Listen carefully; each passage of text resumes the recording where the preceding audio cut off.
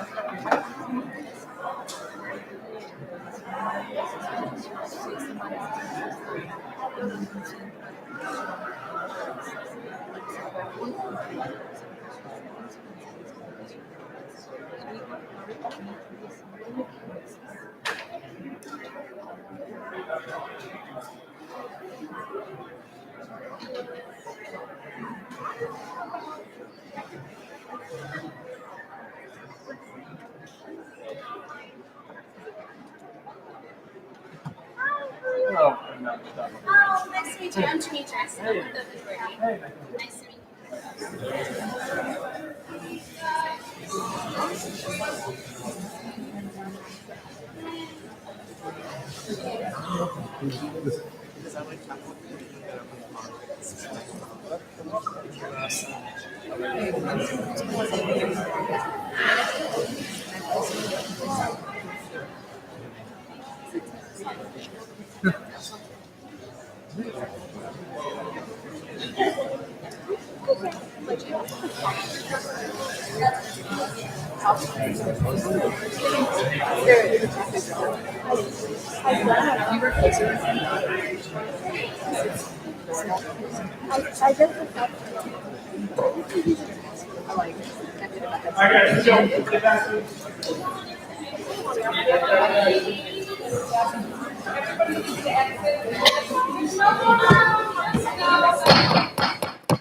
The subcommittee will come to order. Please close the doors if you can.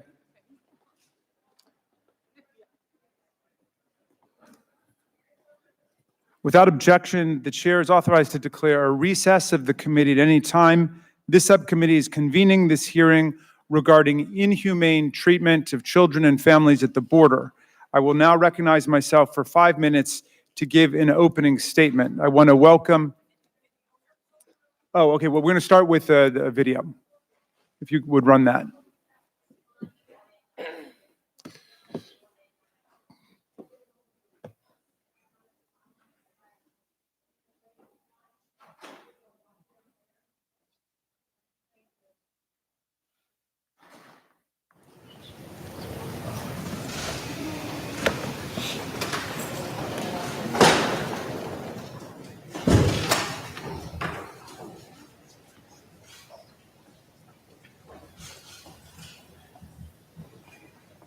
How are we doing on the opening video?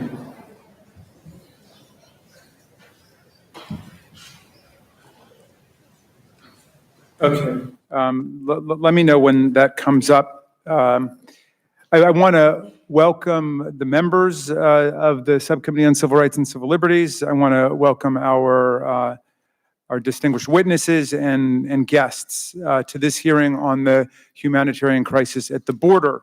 The American people are up in arms about reports both from the Inspector General of the Department of Homeland Security and the media and various human rights groups about the dangerous overcrowding, spreading infections, influenza, diarrhea, and lice, pervasive medical inattention, sexual assault, and systematic abuse of the rights of migrants in U.S. government care and custody at the border.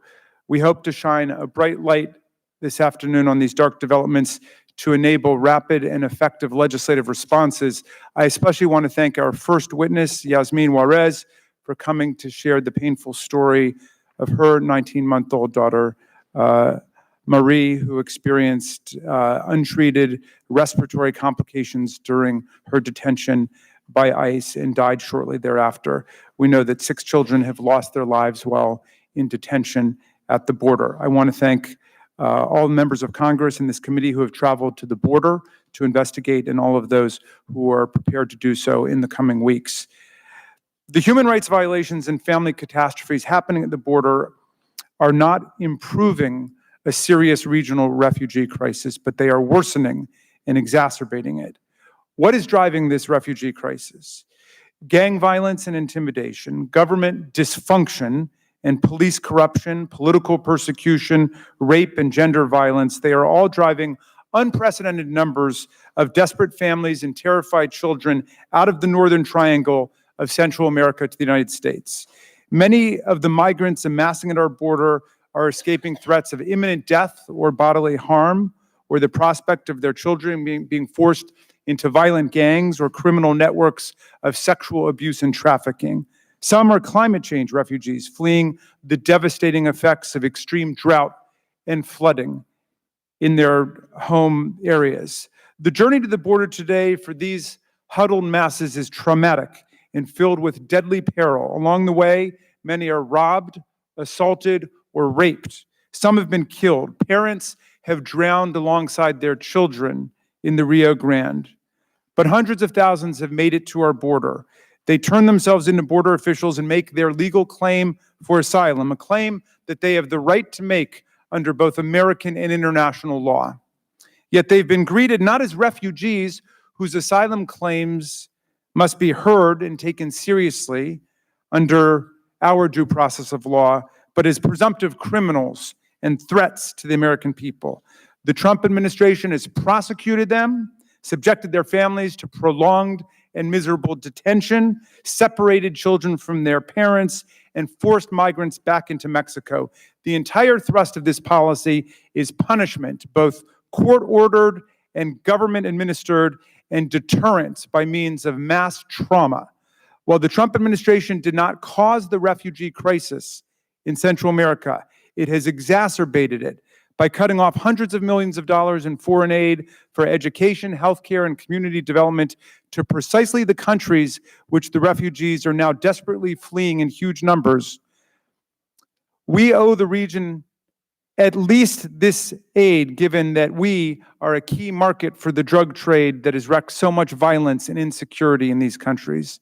And all of us are implicated in foreign policies toward Central America over the last several decades, which have emphasized war and military assistance over economic and social development. The administration's chaotic policy responses have produced a severe humanitarian crisis at the border, with dangerous overcrowding, widespread sickness and disease, and the shocking failure to provide adequate medical care, food, water, and sanitation. America is watching scenes of sick children packed into holding cells, pregnant women sleeping on cold floors, and mothers trying to warm newborn babies with aluminum blankets. The policy of separating thousands of migrant children from their parents is designed to make conditions at the border so miserable that the refugees will simply stop coming. Last May, then Attorney General Sessions stated, if you don't want your child to be separated, then don't bring them across the border illegally. But these policies are failing to deter asylum-seeking families because the underlying causes of their migration are so grave and overwhelming. In fact, the Trump deterrence policy seems to be having no deterrent effect at all. According to Customs and Border Protection's own data, family migration spiked in the month after the administration announced the family separation policy, and there have been sharp increases ever since, unlike anything we've seen before in our lifetimes. Whatever else these harsh policies are intended to accomplish, the message received by hundreds of thousands of people seems to be, migrate now before things get even worse. The administration has failed to respond in a way that meets the actual humanitarian challenges at the border. Our government should be sending doctors and social workers and humanitarian supplies to the border along with asylum officers and legal resources to help identify and process claims. We should be making sure that all of the money being spent at the border is not being wasted, but used to meet the urgent nutritional and medical needs of the migrants. Last week, the Department of Homeland Security's Inspector General warned of a ticking time bomb at Border Patrol detention facilities. The IG cited children crammed into cages with no access to showers or hot meals and serious overcrowding and prolonged detention for adults, some in standing room only conditions with no room to lie or even sit down. At the Border Patrol station in Clint, Texas, the New York Times reported outbreaks of scabies, shingles, and chicken pox were spreading among the hundreds of children in cramped cells, agents said. The stench of the children's dirty clothing was so strong it spread to the agents' own clothing. People in town would scrunch their noses when they left work. The children cried constantly. One girl seemed likely enough to try to kill herself that the agents made her sleep on a cot in front of them so they could watch her as they were processing new arrivals. There is no excuse for our government being so unprepared and indifferent to refugee flows that have been steadily mounting for months. These conditions violate American law and international human rights standards. We would not accept these conditions for refugees anywhere else in the world. The Trump administration reversed a policy, for example, that largely protected pregnant women from detention.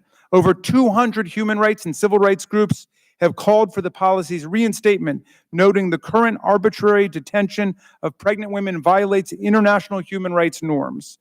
Last week, the DHS Inspector General reported that 31% of children across 5 facilities had been held longer than 72 hours in violation of Flores, the 1997 settlement agreement that required children to be placed in safe and sanitary conditions and directs children to be transferred out of detention facilities as expeditiously as possible. There have now been news reports of migrant children detained for much longer than 72 hours and many for weeks.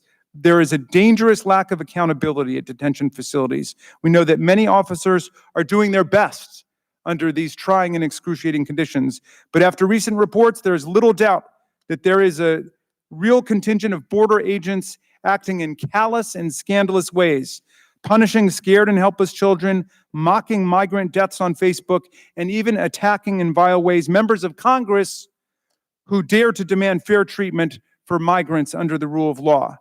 I'm pleased that the acting secretary has pledged to investigate these reports, but reportedly top Border Patrol officials have been aware of the Facebook group and its egregious contents for many months and even years.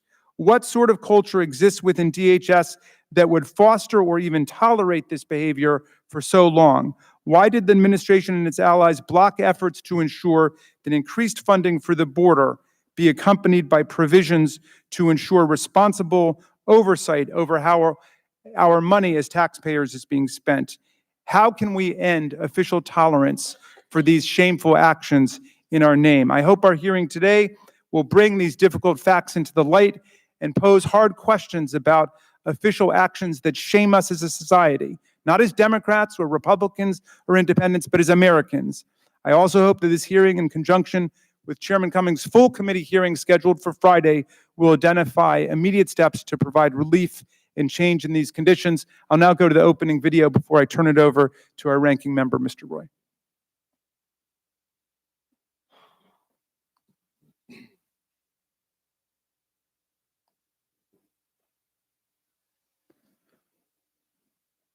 Report reveals just how grim conditions are inside border detention facilities in South Texas.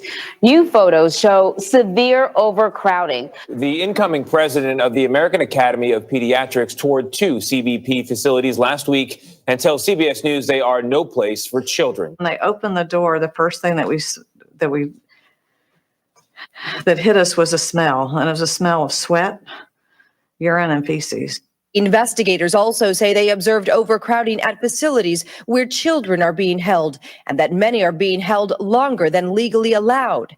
At 3 facilities they visited, investigators say children had no access to showers, and at 2 facilities, no access to hot meals. The children are hardly being fed anything nutritious, and they are being medically neglected. We're seeing a flu outbreak, and we're also seeing a lice infestation. We have children sleeping on the floor. It's the worst conditions I've ever witnessed in several years of doing these inspections. Sobre cómo estuvo el centro de detención. No le daban poca comida, unos niños que no se bañaban, no los bañaban, los trataban mal. Ayer donde estábamos, unos niños enfermos, que ayer les decía que lo llevaran al hospital, pero no lo llevaban. Well, CBS News has confirmed that a 6th migrant child has died after crossing the U.S.-Mexico border. Previously, officials had confirmed the deaths of 5 migrant children since December. But an official at the Department of Health and Human Services told CBS News late Wednesday that an unaccompanied 10-year-old girl from El Salvador died in U.S. custody in September. So visually, I had people there that told me the job that they are doing is incredible. The chair now recognizes the ranking member of the subcommittee, Mr. Roy of Texas, for 5 minutes for his opening statement, and I will be liberal with that. I thank the chairman. Ms. Juarez, on behalf of this committee, all the members here, the entire House of Representatives, there are no words that we can possibly share with you about the loss of your little girl. I'm the father of a son and a daughter. I cannot possibly imagine what you have gone through, and we owe it to you and to our country and to all those who seek to come here to have a system that works and to not have something like this happen. And so my prayers from my family to you, and we thank you for being here.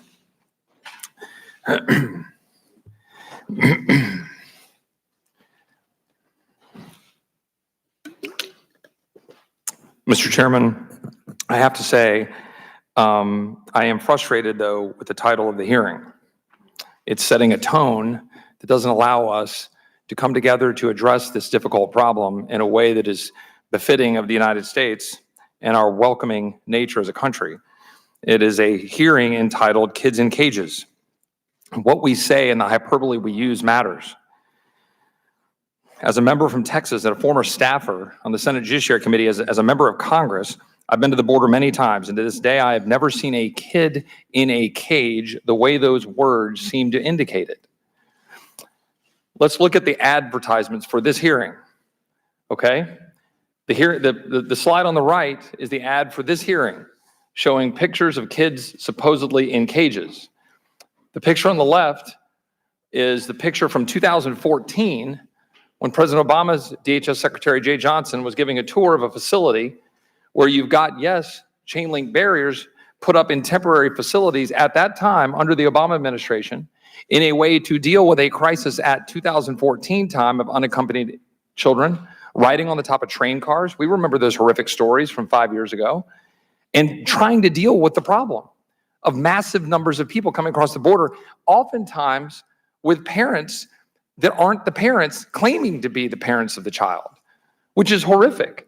Oftentimes in facilities and dealing with situations where you want to separate the children from bad actors. We have, in the most recent time, we've had 144,000 people that CPP had to deal with in May. How do you deal with that? Under the most generous circumstances of trying to figure out what to do to care for these children, release them to family members, release them in a safe way, care for them, give them food, give them health care. How would we have them do it when we're denying them the facilities and the resources to do it? We should discuss the humanitarian crisis. We're experiencing an unprecedented surge in migrants. You see the chart over here. I don't have to go through it. The red line, you see the massive spike in apprehensions. The numbers in June were 94,987, the highest June number recorded in at least the last 5 years. It was down from 144,000 in May. That often happens because of the heat in June. I've personally seen that an overwhelming number of individuals fill our Border Patrol stations and stretch our Border Patrol workers to go above and beyond. We all agree that they're stretched. There is no disagreement in this room on that, at least today.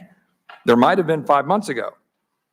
I've seen the facilities and I've not seen a single cage in the way that it is being depicted. I'm seeing ways to try to separate people and keep them safe. And we demean the process and our Border Patrol agents who are law enforcement officers for the government of the United States trying to do their job when we call them cages. It is not helpful to use this crisis that so many denied and called manufactured now to score political points. In this fiscal year, more than 694,000 aliens have been apprehended, whether they were claiming asylum or whether they were just straight coming illegally.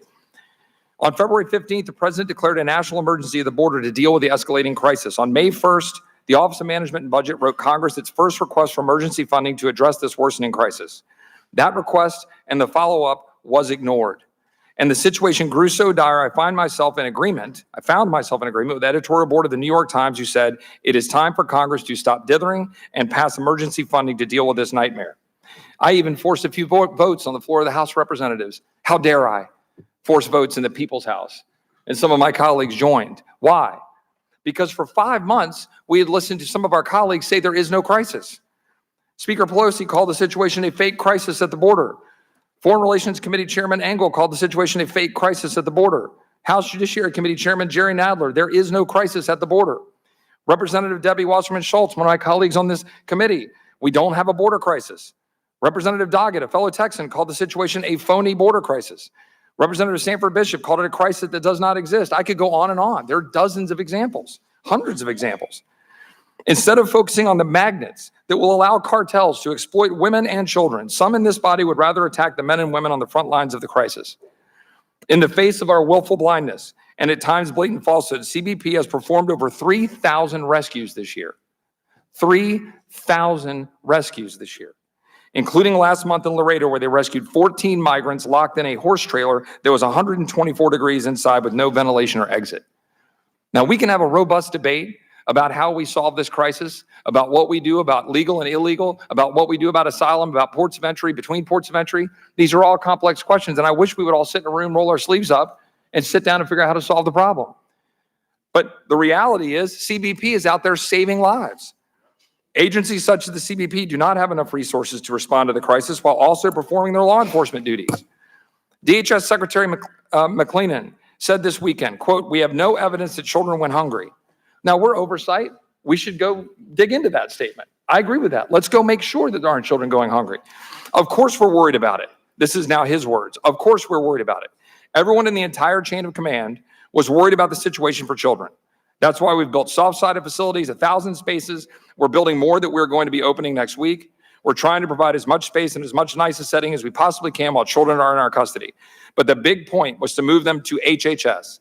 Let me give you an update. On June 1st, we had 2,500 children in our custody. 1,200 had been with us over 3 days. Now that we have the supplemental from Congress, the supplemental that was being denied, we have the supplemental from Congress. HHS has additional beds, and we only have 350 as of yesterday afternoon's report, and only 20 of those children have been with us for more than 3 days. So that's a huge improvement, and that's his words. Today, I talked to a CBP official that said at no point in time has the CBP facility been lacking in supplies for migrant children. Okay, that's his word. We should look into that and make sure that's the case.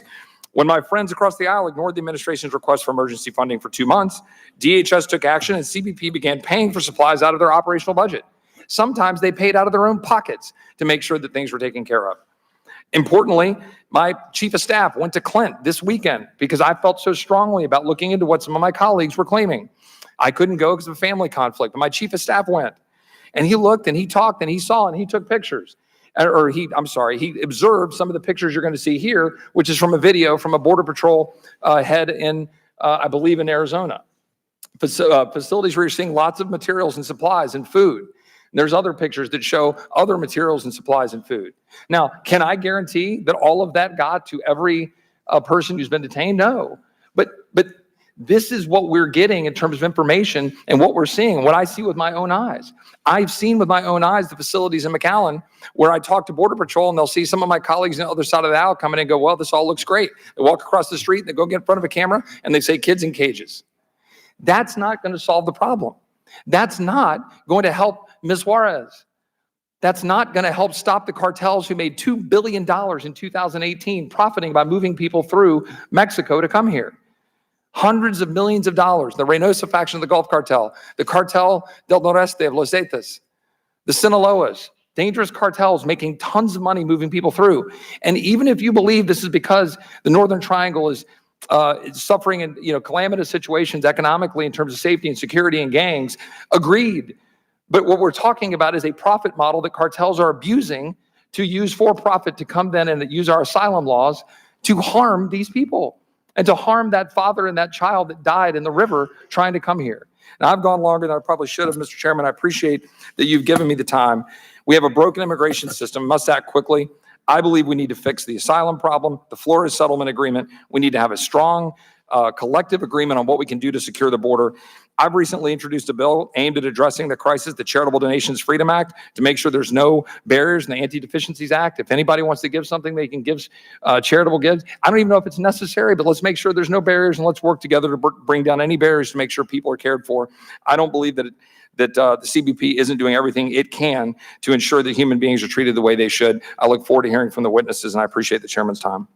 Mr. Roy, thank you very much. Now, we have two panels today. The first panel has just one witness, and that's Yasmin Juarez, who's come. And so I am going to swear her in.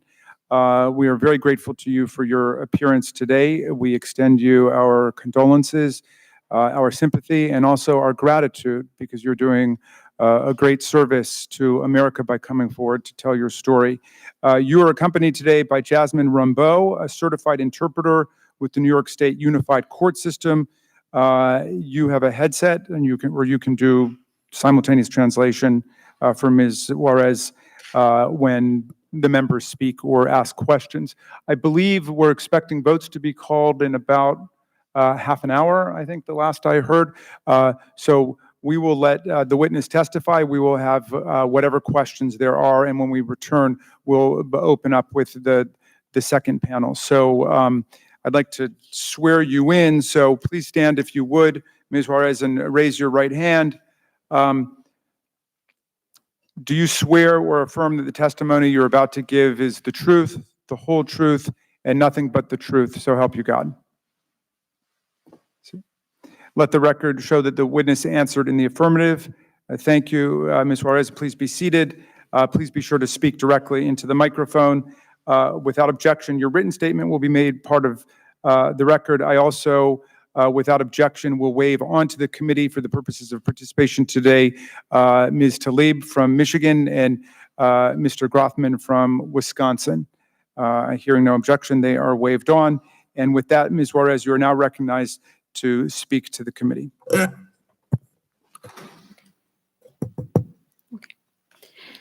Primeramente, les agradezco a todos ustedes, a cada uno por nombre. Que el Señor Jesús me los bendiga. Gracias, presidente Raskin y el miembro de rango Roy, miembros del comité, por invitarme a estar acá. Me llamo Yasmin Juárez. Mi hija Marie y yo huimos de Guatemala buscando asilo en los Estados Unidos. Hicimos este viaje porque temíamos por nuestras vidas. El viaje fue peligroso, pero tenía más miedo a lo que nos podría pasar si nos quedábamos en mi país. Entonces vinimos a Estados Unidos, donde yo esperaba construir una vida mejor y más segura para mi hija Marie. Lastimosamente, vi morir a mi niña, lenta y muy dolorosamente, unos meses antes de su segundo cumpleaños. Ella dejó de existir. First of all, I'd like to thank each and every one of you, and may Jesus bless each and every one of you. Thank you, Chairman Raskin, Ranking Member Roy, and members of the committee for inviting me. My name is Yasmin Juarez. My daughter, Maria, and I fled Guatemala seeking asylum in the United States. We made this journey because we feared for our lives. The trip was dangerous, but I was more afraid of what might happen to us if we stayed. So we came to the United States, where I hope to build a better, safer life for us. Unfortunately, that did not happen. Instead, I watched my baby girl die slowly and painfully just a few months before her second birthday. Me duele revivir esta experiencia y recordar lo que yo sufrí. Pero estoy aquí porque el mundo debe saber lo que está sucediendo con tantos niños en las cárceles dentro de la detención de ICE. Mi hermosa niña se ha ido ahora, pero espero que su historia estimule al gobierno de los Estados Unidos a actuar para que niños no mueran por negligencia y maltrato que dan. It is painful for me to relive this experience and remember that suffering. But I am here because the world should know what is happening to so many children inside of ICE detention. My beautiful girl is gone, but I hope her story will spur this country's government to act so that more children do not die because of neglect and mistreatment. Marie siempre había sido una niña súper feliz y muy saludable. El viaje desde Guatemala lo hizo sin ningún problema. Nos retuvieron bajo la custodia de CBP durante 3 o 4 días en un lugar conocido como La Hielera, porque ahí hace mucho frío. Nos encerraron en una jaula con más de 30 personas, mamás y niños, y nos obligaron a dormir en un piso de concreto. Maria had always been a super happy, very healthy baby. She made the journey from Guatemala without any problems. We were held in CBP custody for 3 or 4 days in a facility known as La Hielera, or the ice box, because it's freezing cold. We were locked in a cage with about 30 other people, moms and children, and forced to sleep on a concrete floor. Nos enviaron al centro de detención ICE en Daley, Texas. Una enfermera examinó a Marie cuando llegamos y la encontró sana. Nos metieron en una habitación con otras 5 personas, madres e hijos. En total éramos como 12. Noté, obviamente, cuando yo entré al centro de detención a muchos niños enfermos. Y que no hacían ningún esfuerzo en poder atenderlos, en poder separar a los niños de los sanos y de los enfermos. En nuestra habitación, noté inmediatamente que había un niño enfermo. Y eso como madre a mí me dolió. Su madre trató de llevarlo a la clínica, pero no los atendieron. We were sent to the ICE detention center in Dilley, Texas. A nurse examined Marie when we arrived and found her healthy. We were packed into a room with 5 other people, mothers with children, a total of 12 people in our room. I noticed immediately how many sick children there were in detention, that no effort was being made to separate the sick from the healthy or to care for them. One of the little boys in our room was sick. As a mother, this was very hurtful to see. His mom tried to take him to the clinic, but they kept sending him back without being seen, without care. Al cabo de una semana, en Daley, Mario se enfermó, mi niña. Primero era toser y estornudar, mucha secreción en su nariz. La llevé a la clínica, donde esperé con muchas personas, muchísimas personas, en un gimnasio, donde nos mantenían horas y horas esperando para poder ser atendidas. Un asistente médico examinó a Marie días después y me dijo que tenía una infección respiratoria, en el cual le recetó Tylenol, que es miel para la tos.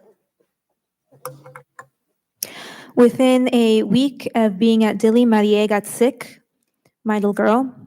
First, it was coughing and sneezing and a lot of nasal secretions. I brought her to the clinic where I waited in line with many other people in a gymnasium to get medical care.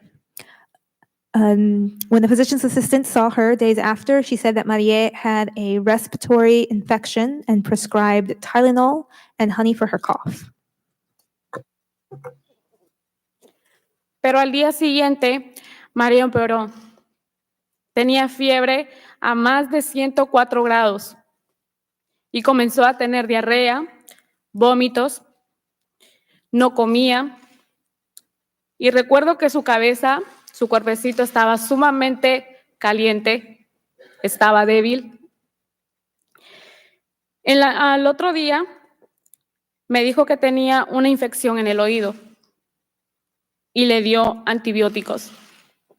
Le supliqué que realizaran un examen más profundo, pero nos enviaron de regreso a nuestra habitación. The next day, however, Maria was worse. She was running a fever of over 140 degrees and began having diarrhea and vomiting as well.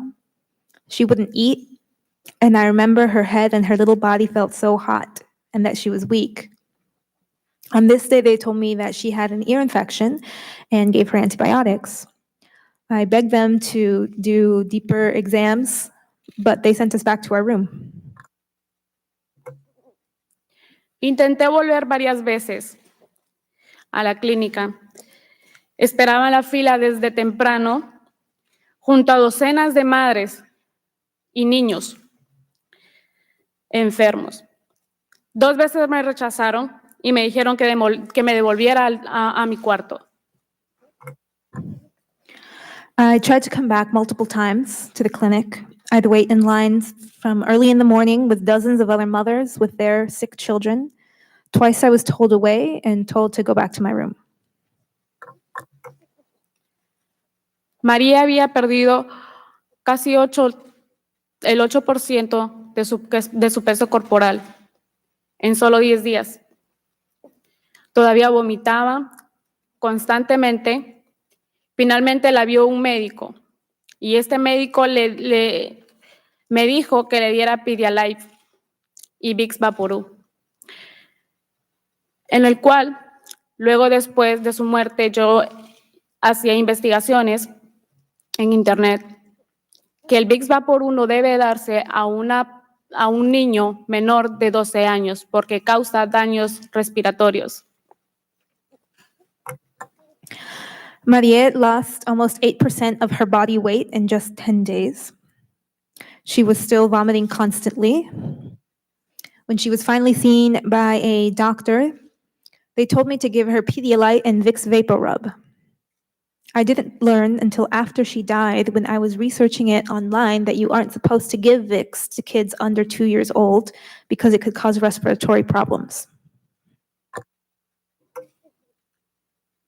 Mi bebé se enfermó más y más días, todos los días. Vomitaba constantemente, tenía mucha fiebre y no comía ni dormía. Su cuerpo estaba sumamente desgastado, débil.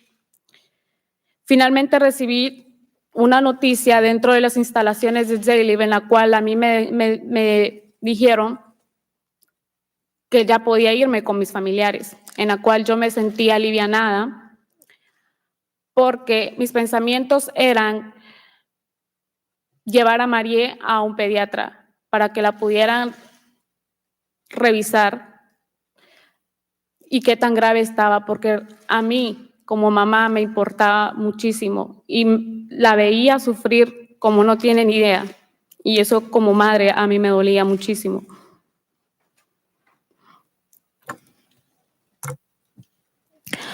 My baby got sicker. She was vomiting constantly. Her fever kept going up. She wouldn't eat or sleep. Her body was weak. And when I finally received a notice that Maria had an appointment to be seen by a doctor, I was so relieved, though that didn't happen. We were told that we were going to be processed for a transfer out of detention. And at that point, I was relieved because I thought that I would actually be able to take her to see a doctor. As a mother, it was very important for me to do that. It was very difficult for me to see her suffering.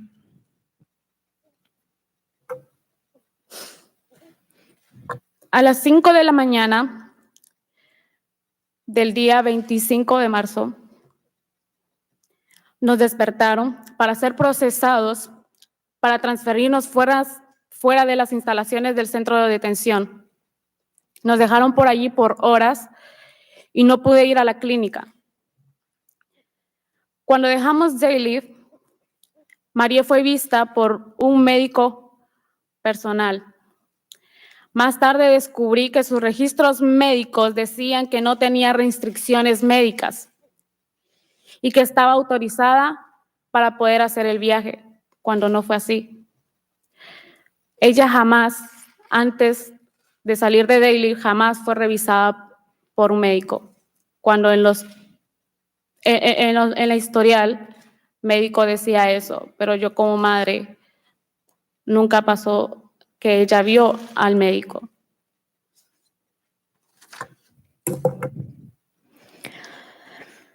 What happened was that at 5 a.m. we were awoken and taken to be processed for transfer out of detention, and there we waited for hours. She was not taken to the clinic to be seen by medical staff. I later found out that her medical records said that she had been cleared as someone with no medical restrictions, but it did not happen that way. She was never seen. And even though it says that on her records as her mother, I can say that she was not seen. Yo estaba aterrorizada cuando aterrizamos. Mi madre y yo la llevamos a un pediatra tan pronto como pudimos. Unas horas más tarde la llevamos a sala de emergencias. Ella fue ingresada a la unidad de cuidados intensivos con una infección viral de pulmones. Durante las siguientes 6 semanas la trasladaron a otro hospital de niños. Mi niña sufría un dolor, fue pinchada y finalmente necesitó un ventilador para poder ayudarla a respirar. Ni siquiera podía sostenerla, abrazarla, consolarla cuando pedía por su madre. Fue un dolor terrible poder ver a mi hija en esas situaciones, en esas circunstancias. Yo hubiese querido como madre poder estar ahí en su lugar y no ella.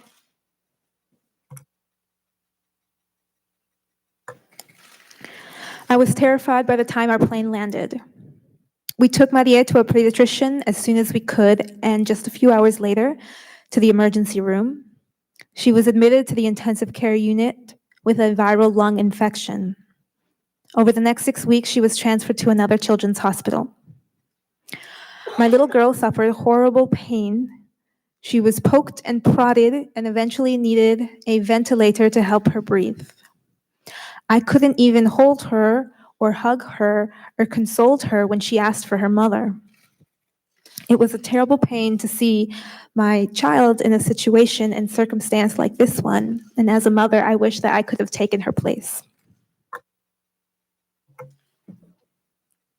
Todo el arduo trabajo de los médicos llegó demasiado tarde. Mi María murió el Día de las Madres, que es en la ciudad de mi país, se celebra el Día de las Madres. Cuando yo salí del hospital ese día, todo lo que tenía conmigo era un pedazo de papel en la cual los médicos se encargaron de hacer las manitas de mi niña. Eso era lo único que a mí me quedó. Solo sus manitas. Las enfermeras lo hicieron el día anterior como regalo del Día de las Madres. All of the hard work of these doctors came too late. My Maria died on what is Mother's Day in my country.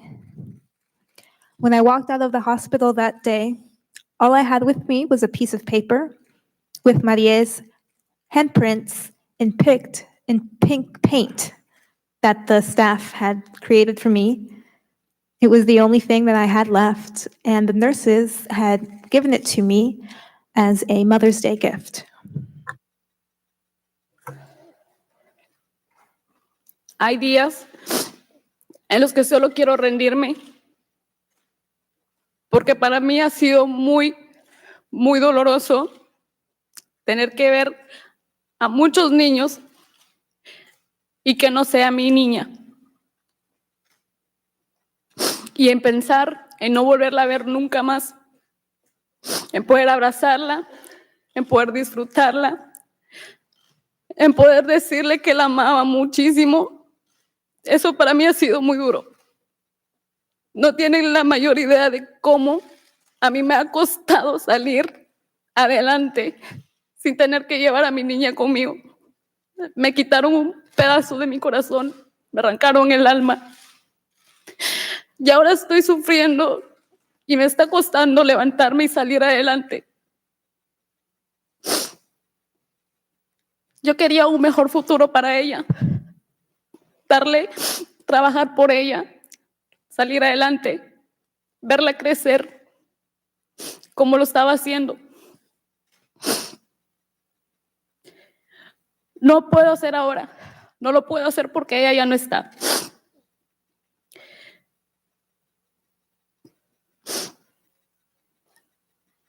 Hoy estoy acá porque lo que quiero es que se detenga. No deberíamos dejar que mueran muchos niños. María podría estar hoy aquí, pero no lo está. El mes siguiente, María iba a cumplir sus 3 añitos de vida, en la cual es una fecha para mí muy dolorosa. Y no poderla tener acá conmigo,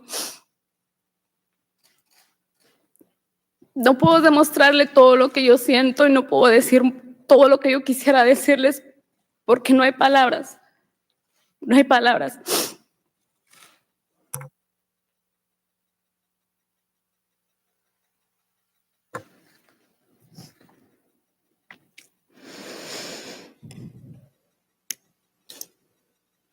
I'm here today because I want to put an end to this. It is very hard to see so many children and for none of them to be my daughter, and to think that I will never see her again, or hug her, or enjoy being with her, or tell her just how much I love her. It is very hard. You have no idea how hard it is to move forward without my little girl. It's like they tore out a piece of my heart, like they tore out my soul. I'm suffering every day. It is difficult to get up and move forward without her.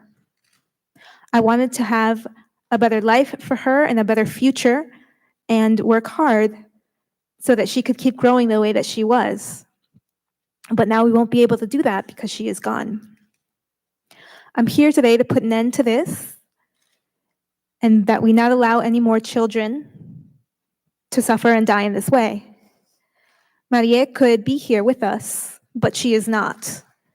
Next month, she would have been 3 years old. That is a very painful date for me.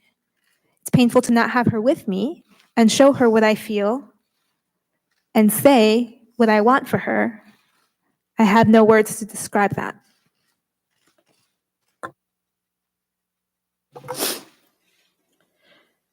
Mi hija ahora se ha ido.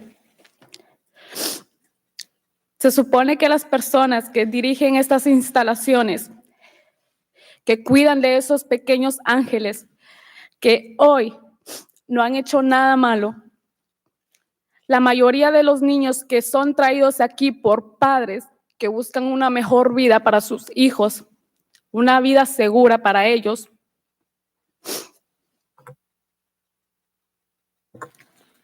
My daughter is gone. The people who are in charge of running these facilities and caring for these little angels are not supposed to let these things happen to them. Their parents have brought them here to find a better life and a safer life for their children.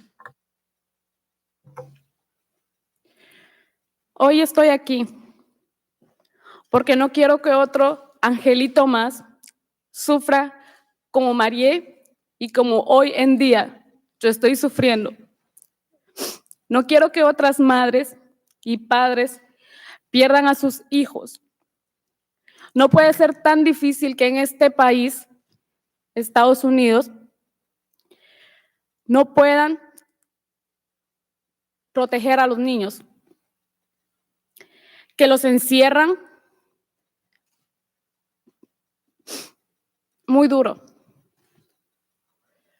No saben el terror que un niño siente, que una madre siente, tener que ver a muchos niños encerrados en jaulas, pasando hambre, pasando frío, no tener el calor de un hogar, solo tener alrededor a cientos de personas pasando lo mismo que ellos.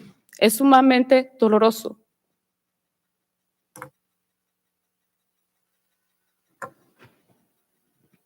I'm here today because I don't want any more little angels to suffer the way Marie did and the way I am now.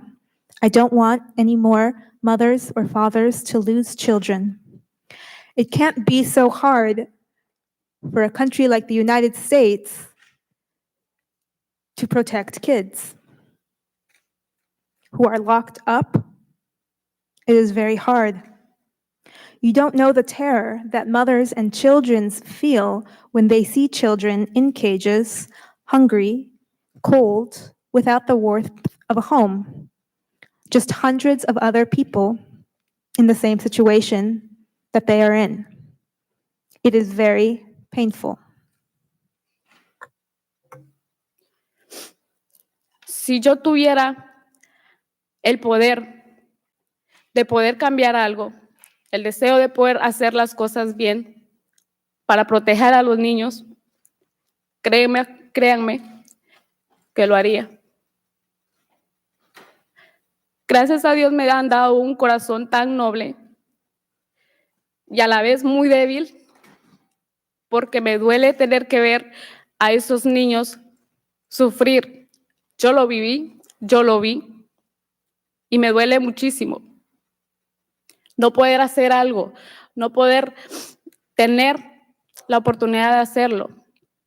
Si hoy estoy acá en día, les agradezco infinito de corazón. Que Dios bendiga a cada uno de ustedes por nombre, por darme la oportunidad de estar acá y contar mi testimonio de lo que yo sufrí, de lo que yo pasé con Marie. Y confío en Dios de que todos ustedes tengan el poder de hacer el cambio, de poder hacer la diferencia para que estos niños no sufran, para que las madres no sufran lo que yo pasé hoy en día. Porque es terrible. No tienen idea del dolor que se siente de no tener a mi niña conmigo.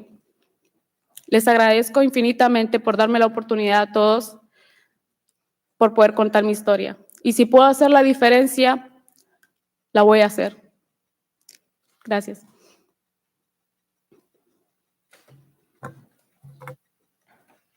If I had the power to change things and do it right and protect children, believe me that I would.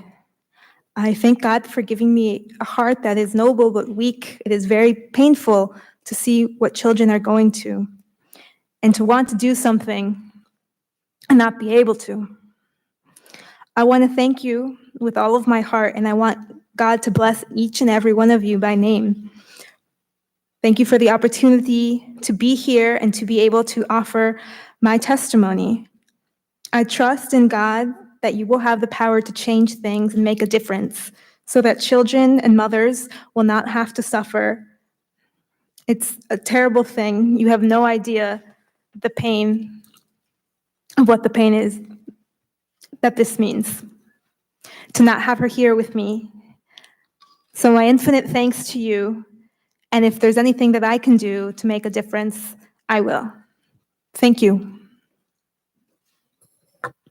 Ms. Juarez, thank you for your testimony. Words cannot express the sympathy that we feel towards you.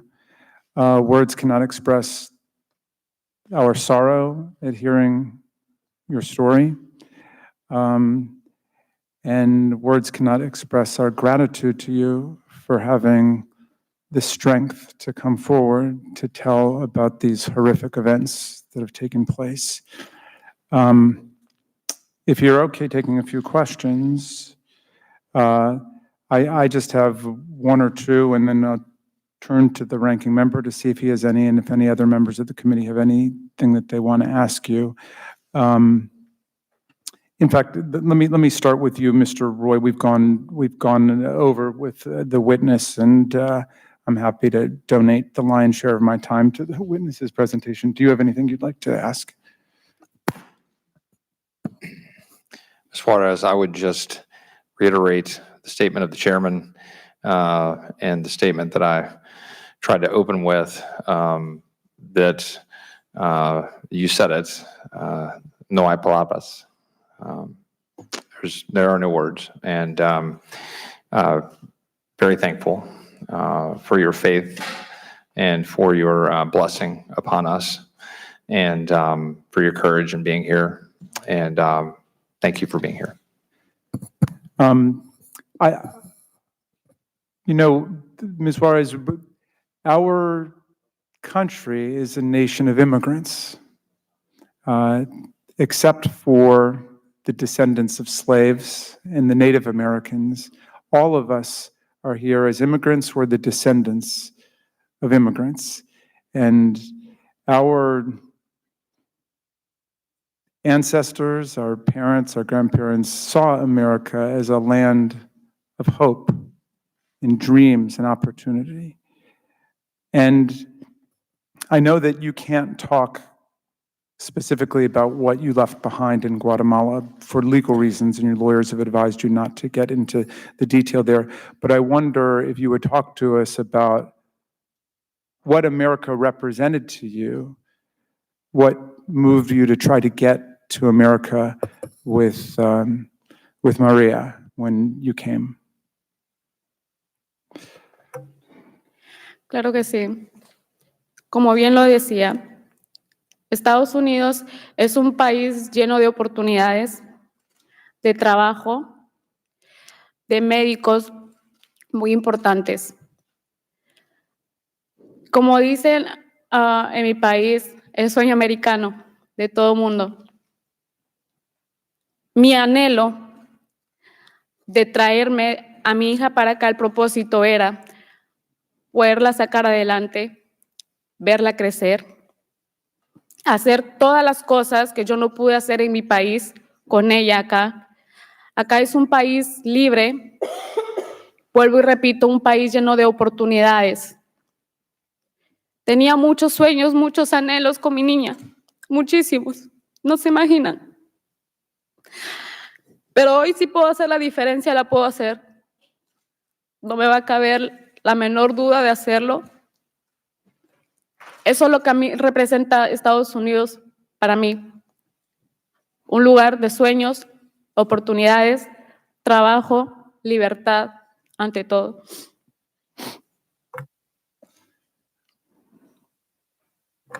Yes, of course. As you said, the United States is the land of opportunity, work, important doctors. And in my country, they say, the American dream. So my wish and the purpose of bringing my child here was to move forward with her, to have her grow, and to be able to give her all of the things that I would not be able to give her in my country. Because this is a country of freedom and opportunities. We had so many wishes and dreams when we came here, you can't imagine. But now I will definitely make that difference that the U.S. represents. It represents that dream and opportunity and work and freedom above everything else. Thank you. I'm going to call on Ms. Maloney from New York, and members, we're in sort of a modified 5-minute rule. Obviously, the witness has been through a lot, but if there's one or two questions you'd like to ask, I think that works out well. Ms. Maloney. Thank you, Mr. Chairman, and thank you, Ms. Suarez. This was very difficult to hear your testimony, and I know it was even more difficult to give your testimony. So why are you here in what is such an obviously painful experience for you to remember the horror of what your Marie went through? Why are you here?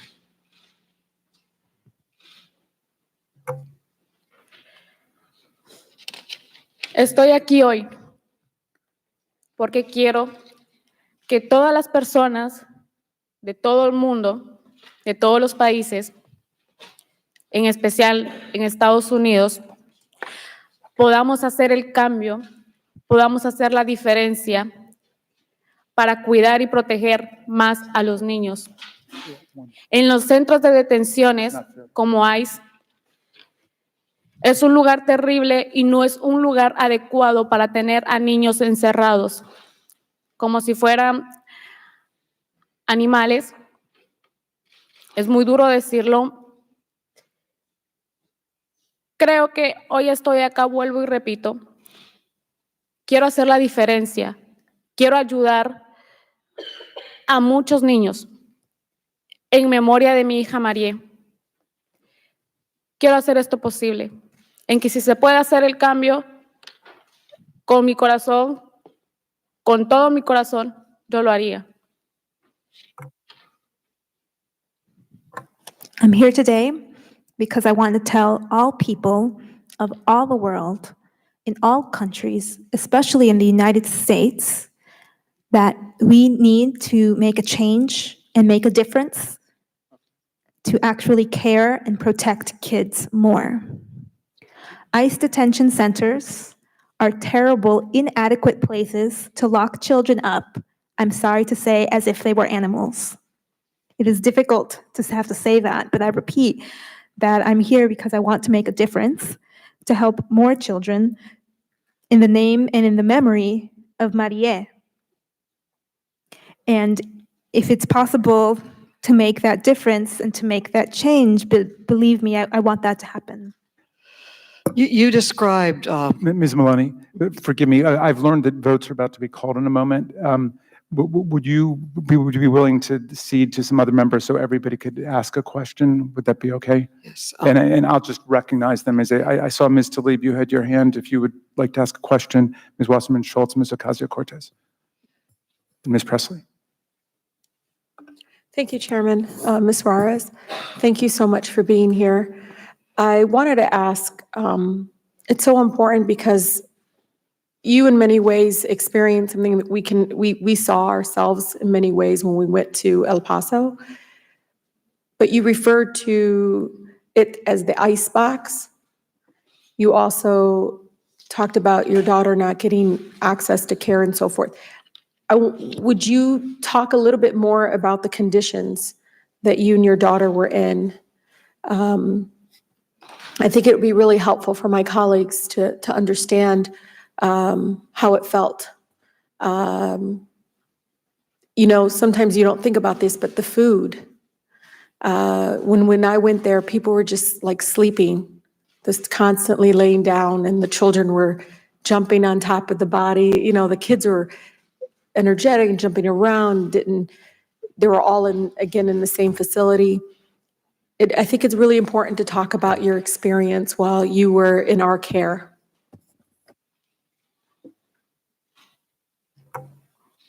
Ya, claro.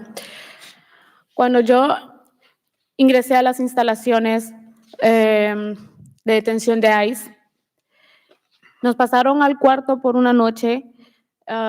Estaba muy frío. Pasamos toda una madrugada durmiendo en el suelo, en el piso de concreto, donde solo nos daban unas cobijas, le llaman ellos, que era color grises, como bien lo mostraban en la foto. Ellos le llaman cobija a eso.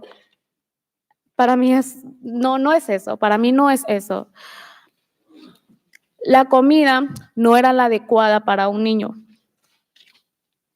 No tiene nada de nutrientes que pueda con la salud de los niños. No tienen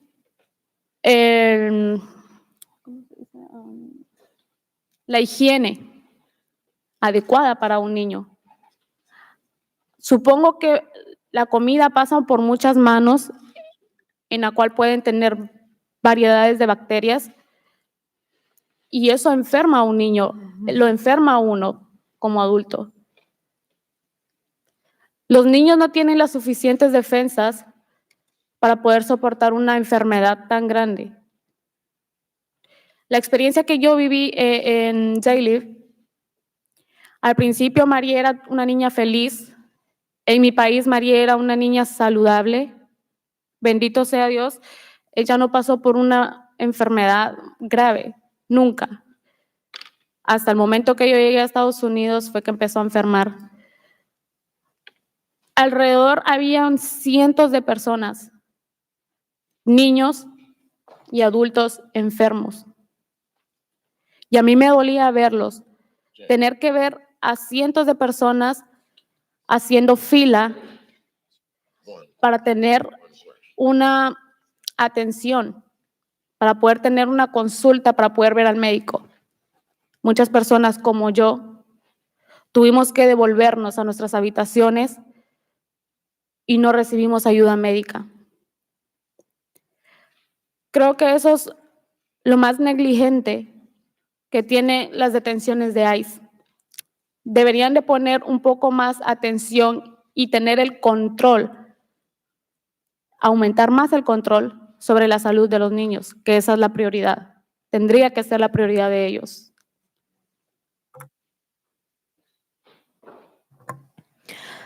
Sure. When I was admitted into the ICE detention facility, we spent a very cold night, that entire early morning, sleeping on concrete with this gray thing. They said it was a blanket, but it's so-called blanket, but it's not that for me. The food was not appropriate for a child. It didn't have the proper nutrients for the health of a child, nor the proper hygienic situation. It looks like the food went through many hands, and that just be many more germs then that could make a child sick or an adult sick. And children don't really have the natural defenses to be able to ward off any kind of serious illnesses. And in my experience with Marie, she was a happy, healthy child, thank God, when we were back in our country. She didn't suffer any serious illnesses until we got here into the United States. But in the detention facility, there were hundreds of people who were sick, children and adults. And it was very difficult to see that. It was very difficult to see hundreds of people standing in line, trying to be seen for a medical consult. And what happened to me and many other people is that we had to go back and be turned away without receiving that kind of help. And that to me seems like the most negligent thing. And that what would be necessary is greater attention and supervision to the health of children, which should be the priority. Thank you. For one question, Mr. Clay, and then Ms. Wasserman-Schultz. Thank you, Mr. Chairman. Let me make a statement and then ask one question. You know, this disgraceful detention policy starts at the top. Starts with President Trump, Stephen Miller, who initiated this policy. DHS implements it. And, you know, we as Americans should be ashamed of what has transpired at these detention centers. And if you are not, you have lost your soul and compassion for others. Let me just ask one question. In your testimony, Ms. Juarez, you noted that you begged a nurse to examine Marie's lungs after she had been coughing for over 2 weeks. Did the nurse give you a reason for not examining Marie's lungs?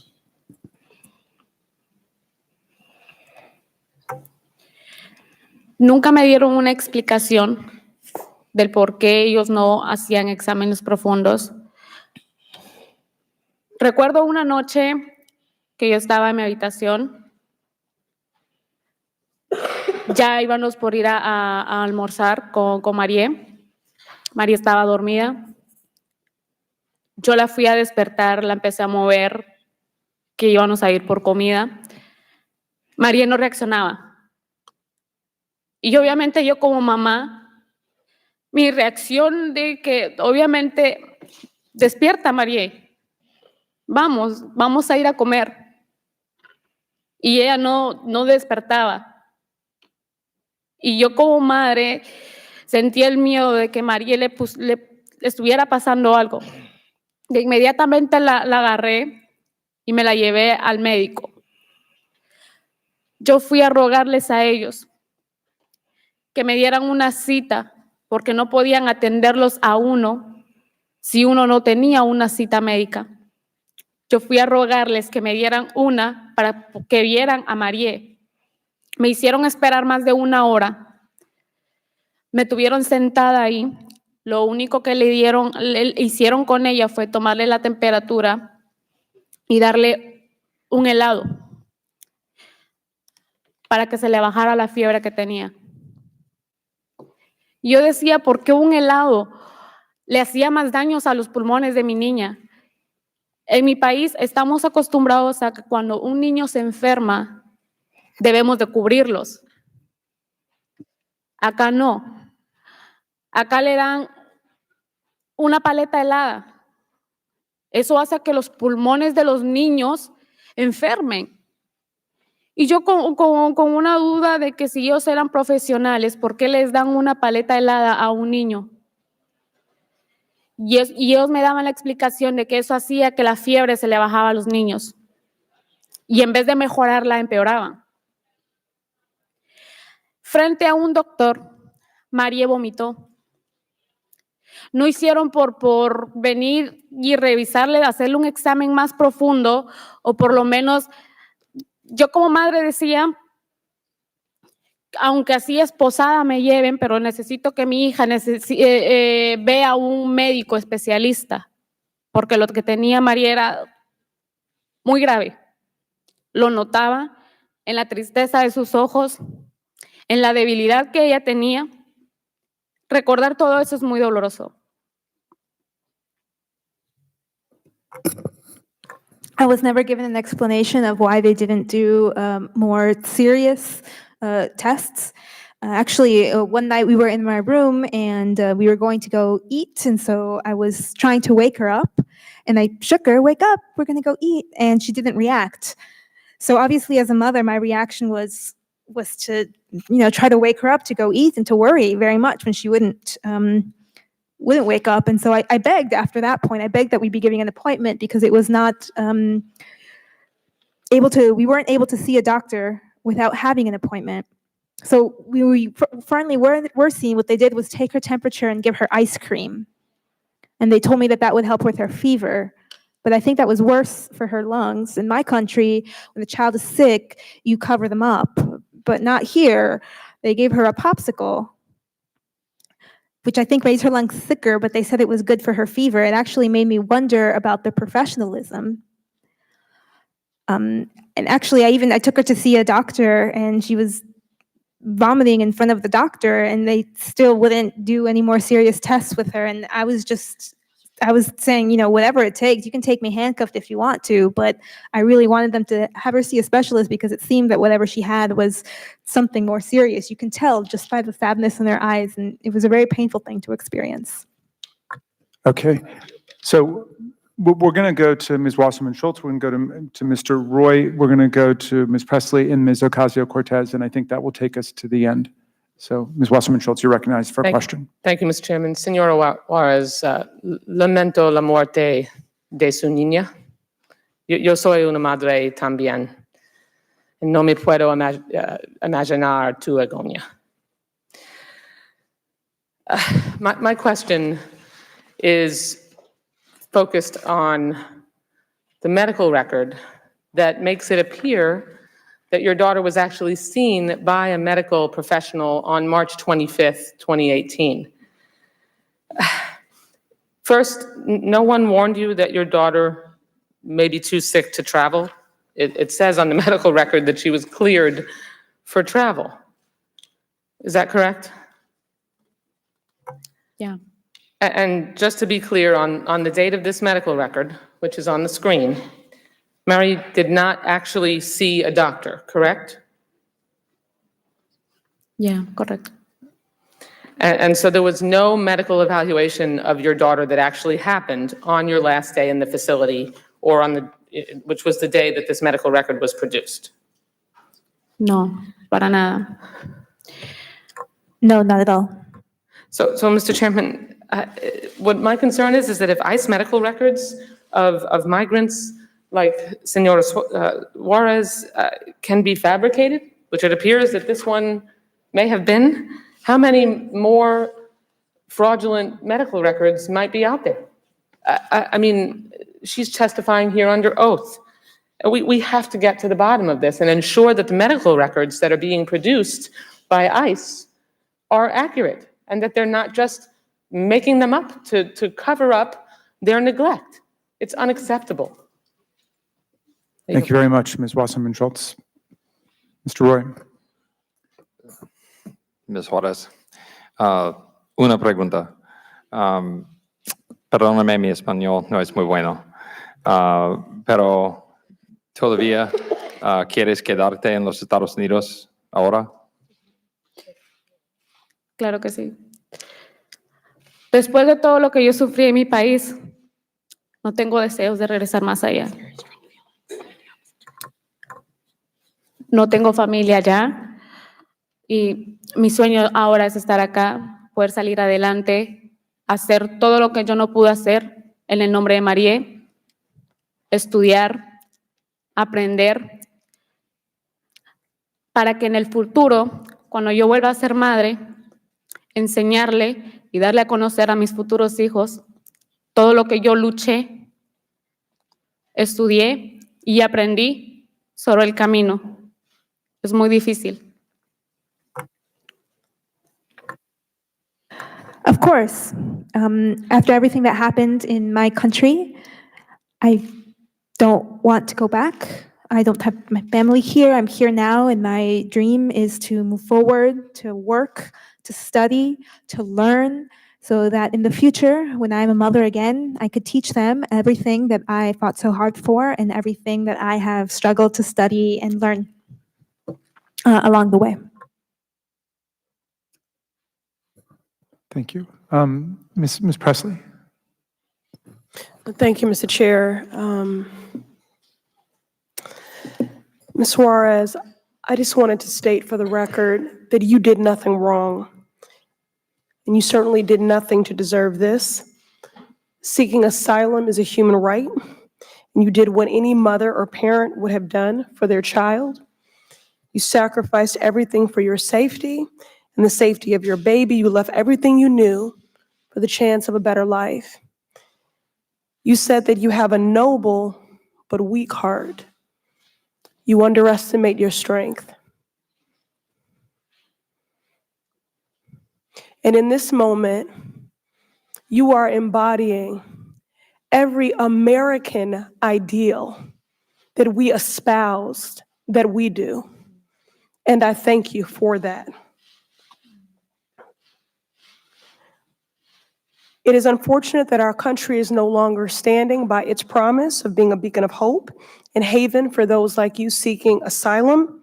Instead, this administration has criminalized families and is now operating a fundamentally flawed system that is systemically separating families and engaging in human rights abuses on U.S. soil. So all I want to say to you, from the bottom of my heart, as a mom, as an American, and as a human being, is that I am sorry. I'm so very sorry that we have failed you.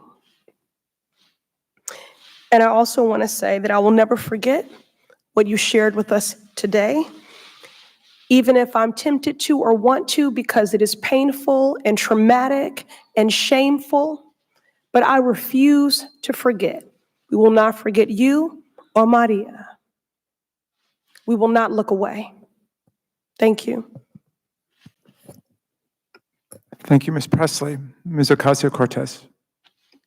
Thank you, Mr. Chair. Y gracias, señora Juárez, por venir aquí hoy con el valor de compartir su historia.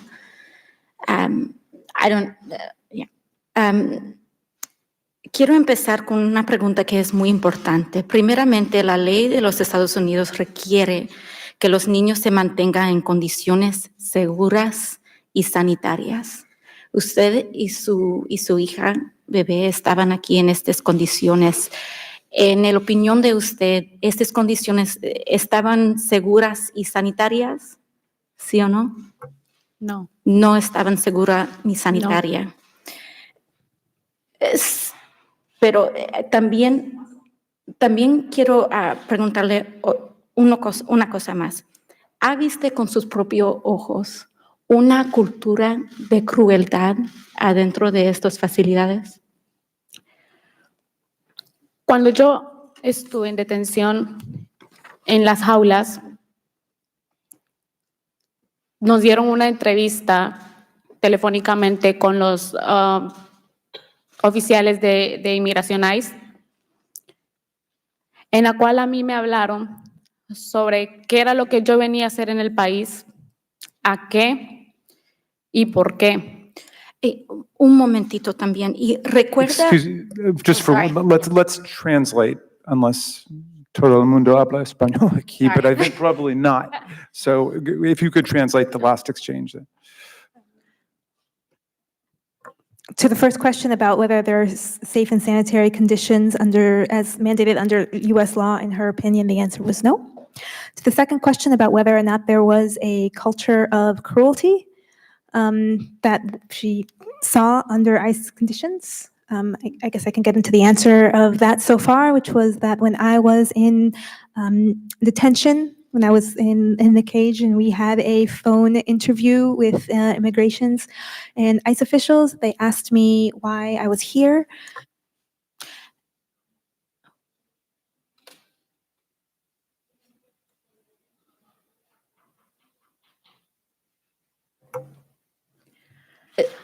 Después de la entrevista, el oficial de inmigración de ICE me preguntó del por qué, para qué había venido a Estados Unidos. Yo le respondí que yo venía a sacar adelante a mi hija, pero ellos casi no nos dejaban hablar.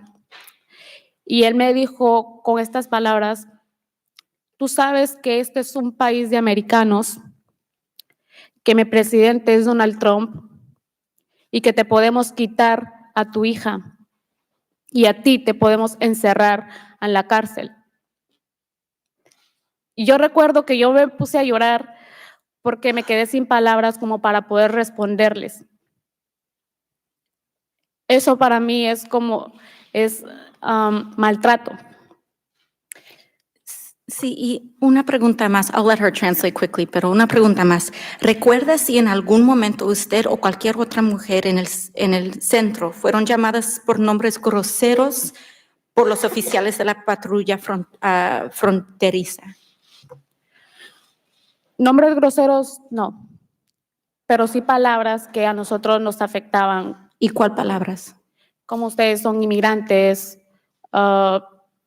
cosas así inofensivas. A mí no tanto, pero solo en la llamada me dijeron esas fuertes palabras en la cual me dejaron sin responderles y con el derecho y la oportunidad de responderles del por qué yo venía a este país. ¿Y sentías segura en esos centros? No. Gracias.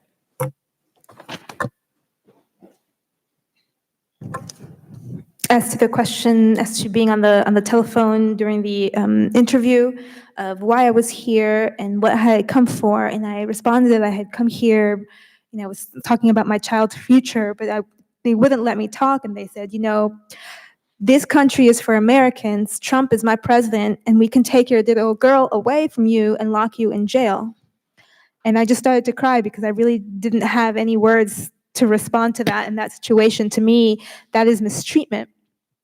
To the question of were you called crude names, personally, no, but it was the nastiness of the words that were the strong words that were used. For me, like what? Like just calling me an immigrant, but not really letting me respond when they use strong words towards me, and to really be able to give them any kind of appropriate response. To the question of, did you feel safe? No. And Mr. Chair, I just think it's extremely important that this is noted, that this is not an issue. You know, there are debates about money and resources. That's for another day. But what is being pointed to here is a culture of cruelty. To have a CBP officer tell a migrant woman escaping unspeakable horrors in her home country and tell them this country is for Americans, and to threaten separating her from her daughter, to threaten a human rights violation, is extraordinarily concerning, and at a bare minimum grounds for serious investigation by this committee and other entities. Thank you. And that's what we're doing. So thank you very much, Ms. Ocasio-Cortez. Were there any other members who had any other questions that they wanted to ask? Ms. Kelly, did you have anything or no? Not really a question. The questions have been asked, but just to give my sympathy and sorry and hope in your request that this will never happen again to anybody else. But thank you for sharing. Ms. Juarez, your story's broken the heart of America, but your courage gives us a second chance to get it right. So we want to thank you what you've done, and you have friends and admirers on this committee for coming forward. We are going to recess for the purpose of voting. We will resume with the second panel immediately after votes.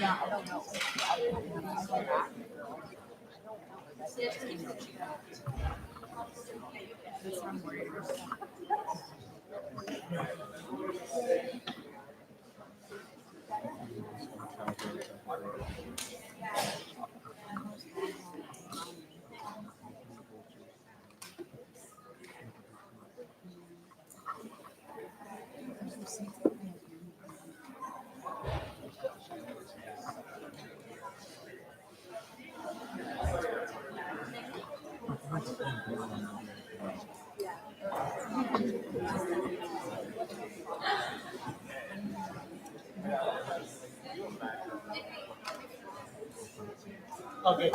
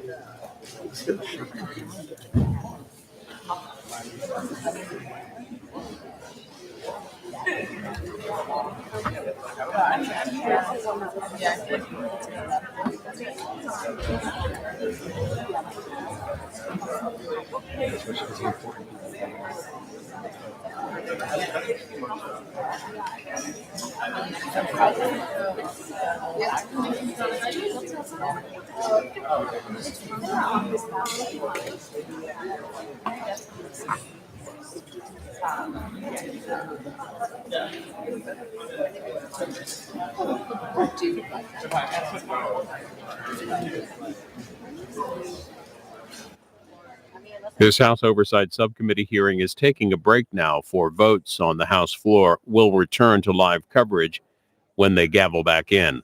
While we wait, we'll take a look at a Secret Service briefing on mass attacks in public U.S. places.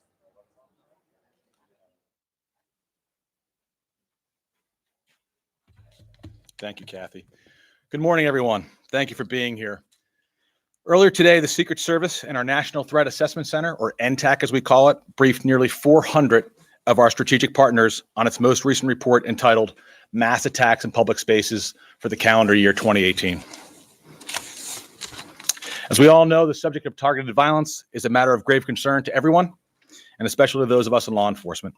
I'm certainly grateful to DHS Acting Secretary McAleenan for joining us here today, showing his support and helping the Secret Service continue to bring attention to this critically important subject.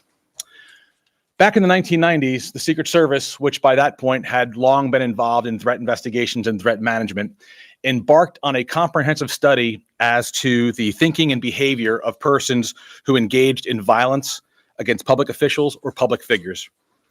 The results of that study set the foundation for how our agency currently conducts its own threat assessments.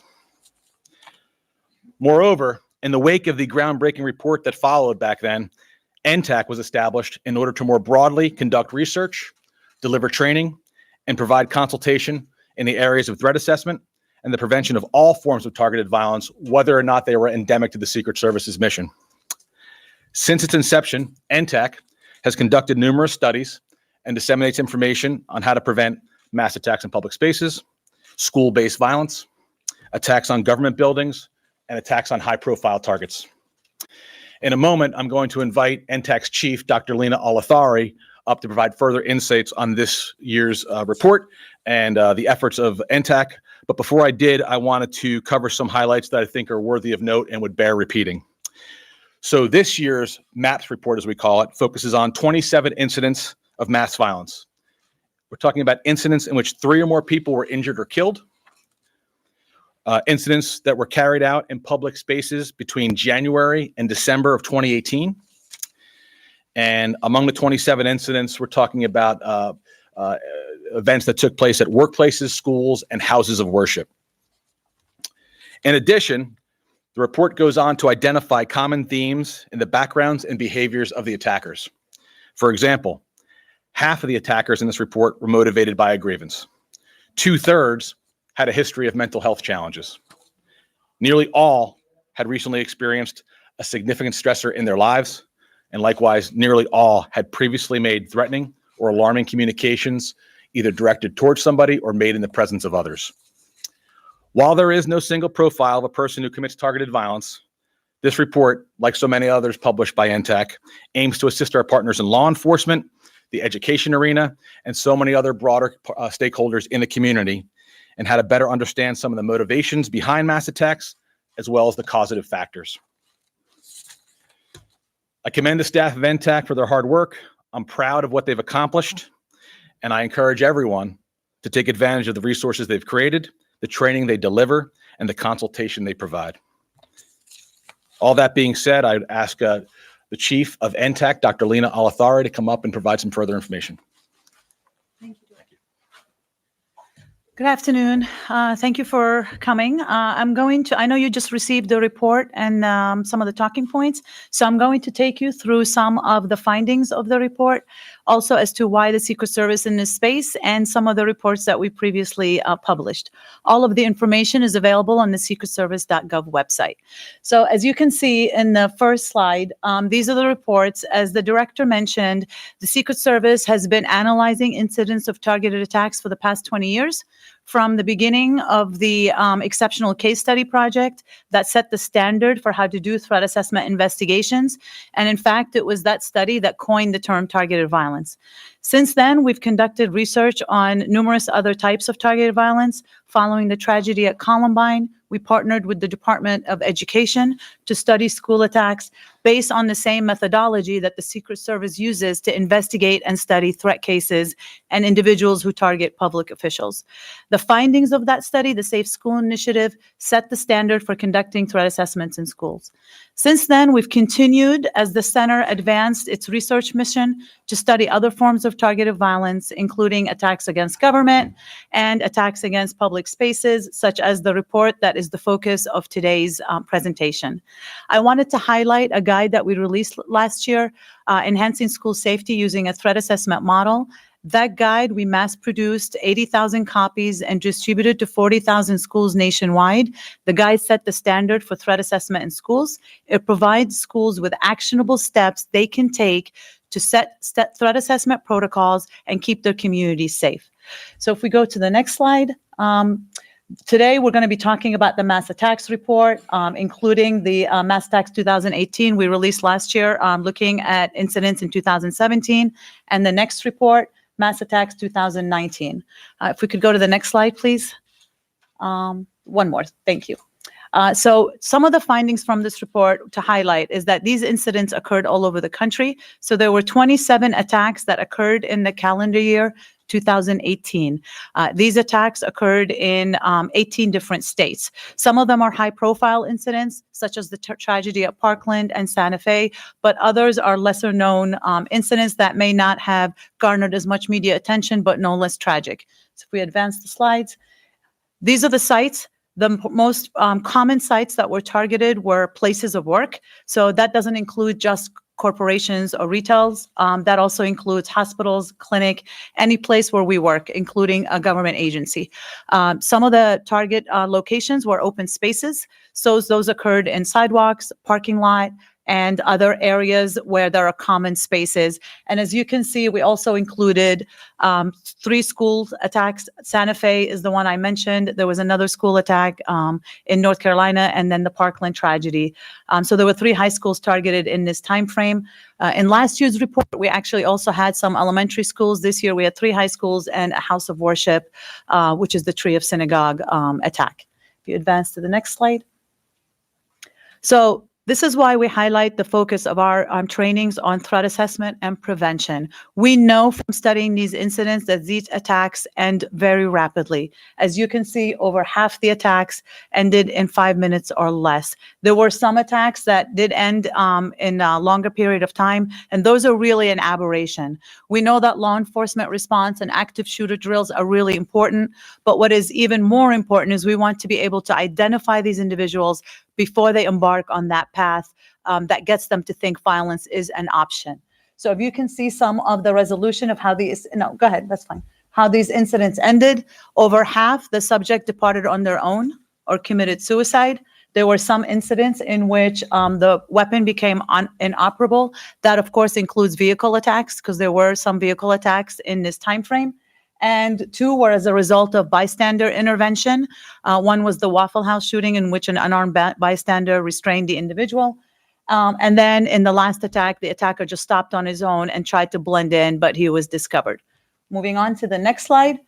Let's talk a little bit about the backgrounds of the perpetrators. Every report that we produce not only looks at incidents and tactics, but most importantly, it looks at the individuals who carried out these attacks to understand why and what behavior indicators they may exhibited. In this report, the majority were male. Almost all were male except for 2. Last year's report, they were all male.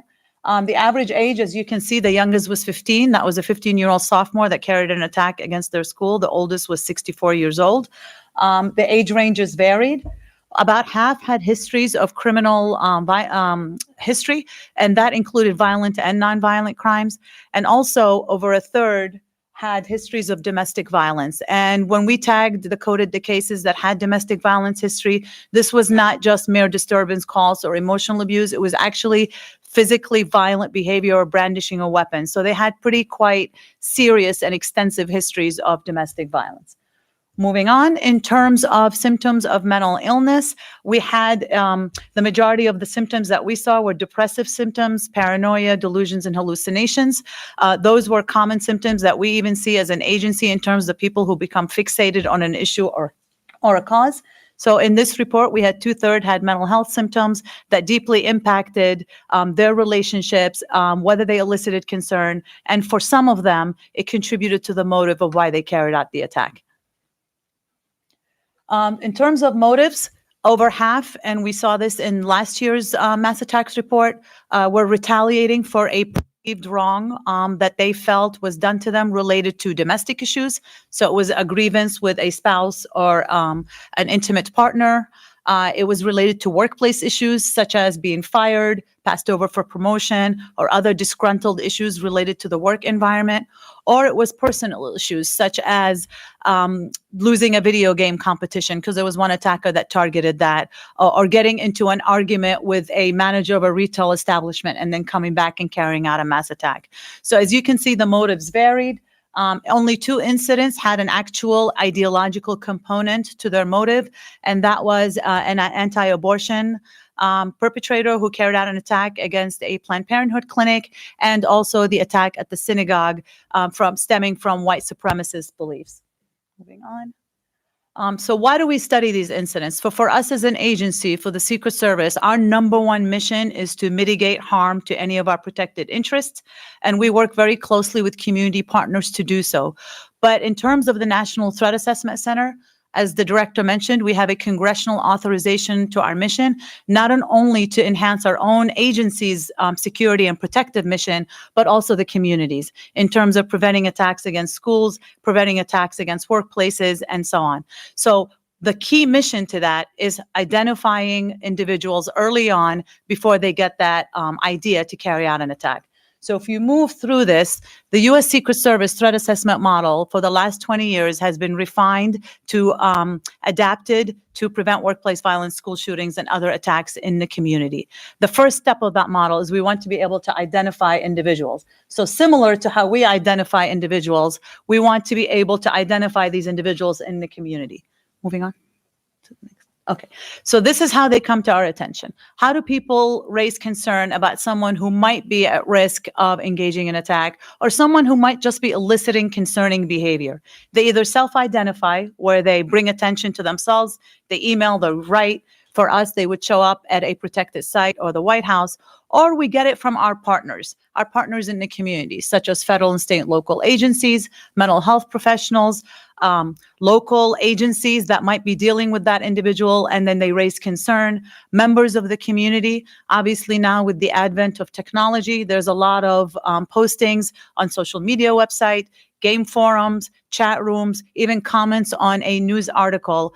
Someone may be making a threat or displaying a really significant inappropriate interest in one of our agency's protectees, and that's what would cause us to launch an investigation to assess whether this person really poses a threat. Similar to in the community, a lot of schools are now being very proactive. A lot of communities and states are putting threat assessment programs and protocols in place so that people can report concerning individuals, so that person can get the help they need before they become to think of violence as an option. Moving on to the next slide. Now that we've identified the individual, the next phase of these threat assessment programs and objectives is to be able to gather information from multiple sources to assess, does this person pose a risk of harm, and what kind of risk do they pose? So we use a systems approach, what we call. Our investigations are proactive. It's our number one investigative mission. So the minute we find out about somebody, we want to be out there gathering information. For the most part, the individual is going to be the first person that we're going to interview, because we want to find out, why did they engage in the behavior that elicited concern, and what are they trying to achieve? Then we contact the individuals around them and do a whole of community holistic approach to prevention. We're talking to families, we're talking to coworkers. We want to be able to understand what is the situation in life that caused that person to elicit concern. Same in a school threat threat assessment environment. Same in a company that has a workplace violence prevention program. You want to be gathering information about an individual from multiple sources to get a clear picture of what's going on in their life. Because we know that some people may act differently at work, they may act differently in the home. So you want to be able to gather a perspective on that person and corroborate that information from multiple sources. Moving on. Keep going. So some of these investigating things that we look for, what should someone be doing when they get someone in the community who is of concern? What should they be looking for? These key themes to investigations have been part of our investigative protocols for 20 years, since the Exceptional Case Study Project was first initiated by the agency in the late 1990s. Since then, due to the number of reports and the number of attacks that we've studied, from out there doing trainings for the community, from identifying best practices, we've identified a number of new themes that are part now our investigative protocol. So that includes behavior changes in the person's environment. Can we advance the slide, please? Yeah. Behavior changes in the person's, one back. Thank you. Whether that person is engaged in behavior changes, because we're seeing these behaviors in the new incidents of attacks that we're studying. Are they having interpersonal difficulties with coworkers, family members, schools, other students, and so on at the school? Are they having failed aspirations? Has there been significant impact from having a failed aspiration on their life? We've seen that quite significantly in the report that we released today in terms of perceived failures and what this individual was going through. Are there a lack of consequences to some of these behaviors? Some of these individuals have elicited concern for behavior that was quite concerning, but they may not have elicited the consequences to reprimand that. Maybe they did not, the person did not want to press charges against them. Or maybe in a workplace environment, they've been causing a lot of conflicts, coworkers threatening them, but a manager is not acting on that. So these are type of things that we've seen lately in some of these incidents. Obviously, hindsight's 2020 for us to understand these incidents, but this is why we're out there training on this, because we want to provide the community with what behaviors that might elicit concern.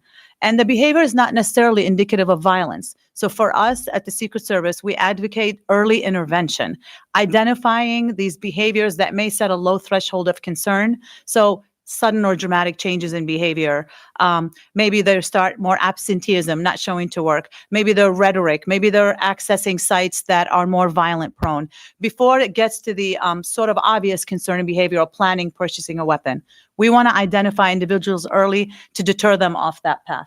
Advance to the next slide. So once we've collected all this information, then you want to do an assessment of risk. And when we assess someone who comes to our attention, sometimes we don't think really they're a risk to a protected interest, but our investigation may uncover a risk to a school. Maybe they're making comments about a neighbor they're disgruntled with. Maybe they're making comments about their manager and workplace. So we want to make sure that we are communicating our concerns to the local police department. So our field office agents who carry out these assessments and investigations work very closely with our law enforcement partners. If we do decide that there is a risk, then we need to manage that risk. So we want to find out what can we do to create a situation that's less prone to violence? What can we do to lessen an impact of what's going on in that person's life? And what can we do to take away the motive that they may have for engaging in a harmful act?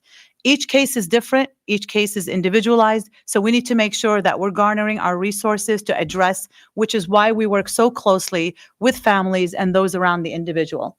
Advance to the next slide, please. So these are some of the management strategies that we use as an agency. We don't have a magic wand. We work in the community with everyone else. Our field office agents are working closely with their mental health centers that are close by them. They work closely with local law enforcement. They are working to address that person's needs. The number one thing that is important is to build rapport with individuals, build rapport with the people around them, because those are the people that we are concerned about, and we want to make sure that their families are also getting the support that they need. Move on to the next slide. So if you see in your report, there are a lot of considerations that we put in the back, kind of tying it all together in terms of the findings of this report. Not every person was experiencing mental health symptoms, and mental illness is not a barometer of dangerousness. But if someone is mentally ill and they're having all these other issues going on in their life, then we want to make sure they're getting the care they need. Some individuals may not have a psychiatric disorder, but they may be experiencing emotional issues. They may have anger issues. They may have an inability to handle stress and conflict, and so on. So we want to make sure that we're providing them the resources they need as well. The number one important thing is we'd like to encourage the community to share their concerns about individuals, whether it's a loved one, a classmate, someone that they're working with, because we want to make sure that person is getting the help. But if the community is sharing their concern, then it's really incumbent on the person in authority to act on those concerns, whether it's law enforcement, a workplace manager, a school administrator. We want to make sure that if we're encouraging community members to share concerns, that we are being proactive about acting on those, getting that help they need, using that key Secret Service systems approach to gather information and manage that risk. So that's all I had in terms of the report. Thank you for being here. If you have any questions, Kathy, you can. Very much. So we'll open it up for Q&As right now. Does anybody have any questions about the report? Kevin, we'll start with you. Sorry.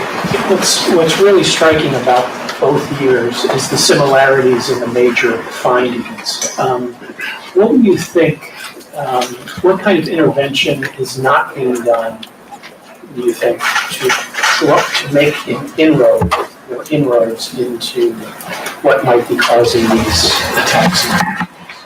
So we've seen this before. I mean, there are challenges to information reporting, of course, but I have to say that even in these cases, once we delved into the backgrounds, there were instances where people did report their concern, and that's where we are encouraging communities to make sure that they act on that concern, that if law enforcement is getting report about an individual, to make sure that they are considering it from a threat assessment perspective. If a school manager is getting report from other coworkers or employees about their concern for that individual, that they are acting on it. But communities need those resources, and they need the training to be able not to only recognize the behavior, but what to do to follow up on that assessment piece. And that's what the Secret Service does. We're out there doing these trainings, so we're encouraging information sharing. We're encouraging people to understand what are the warning signs and what can they do about it. Hi, I'm Kim Heffling from Politico. I was wondering if you could please elaborate a little bit more about what you found specifically about the school shootings, a little bit more specifically about the perpetrators, some common themes, also just some lessons learned. Sure. So there were only 3 high schools targeted in this report. I have to say that we are also currently right now, as part of our response to the, redoubling our efforts after the tragedy at Parkland, and also in support of the Federal Commission on School Safety.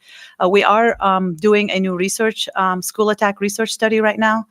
We are in the midst of coding those cases. So I can't anecdotally talk about those findings. And, you know, there were 3 incidents in this report, and some of the commonalities we've seen is that these kids were experiencing some issues and problems in their lives. Some, believe it or not, still bullying. That is still a big thing that we're seeing in some of these instances. And not necessarily, they may not necessarily be bullied, but that's their perception, right? It's also about the perception of what they're going through.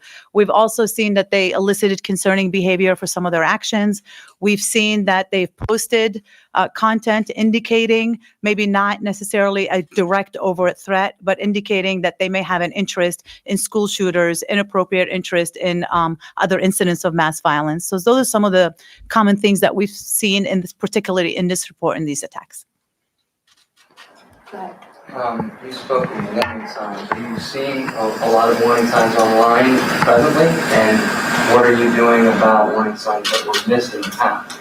Are you speaking in terms of the research or in terms of the actual investigation the agency does? Both. Okay, so in terms of the research, right now, for example, the school attack study that we're doing, when we first did the first school study, there was no social media back then. That study was released in 2002. So right now, a big component of that study that we're looking at is social media. I don't have the data yet because we have not finished it, but I can tell you that we are seeing some concerning posts. In terms of for us as an agency in investigating cases, obviously we get a lot of information from concerned citizens online. Sometimes it's a threatening interest, but sometimes it's inappropriate interest. And one of the findings that we've seen in previous reports for people who target public officials is that they don't always make a direct threat. So we're not just concerned with people who make direct threats, we're also interested in the people who are showing fixations. We've seen this in this report. They are fixated on a cause, an issue, a person, and that behavior escalates over time. So some of the things to look out for is if you are monitoring social media, if you are getting these reports, is to look at the context of those postings, but also to use that systems approach to be able to gather information from multiple sources to see, is this an aberration or is this a theme throughout their life? Because if they are writing about it online, they're talking about it to people as well.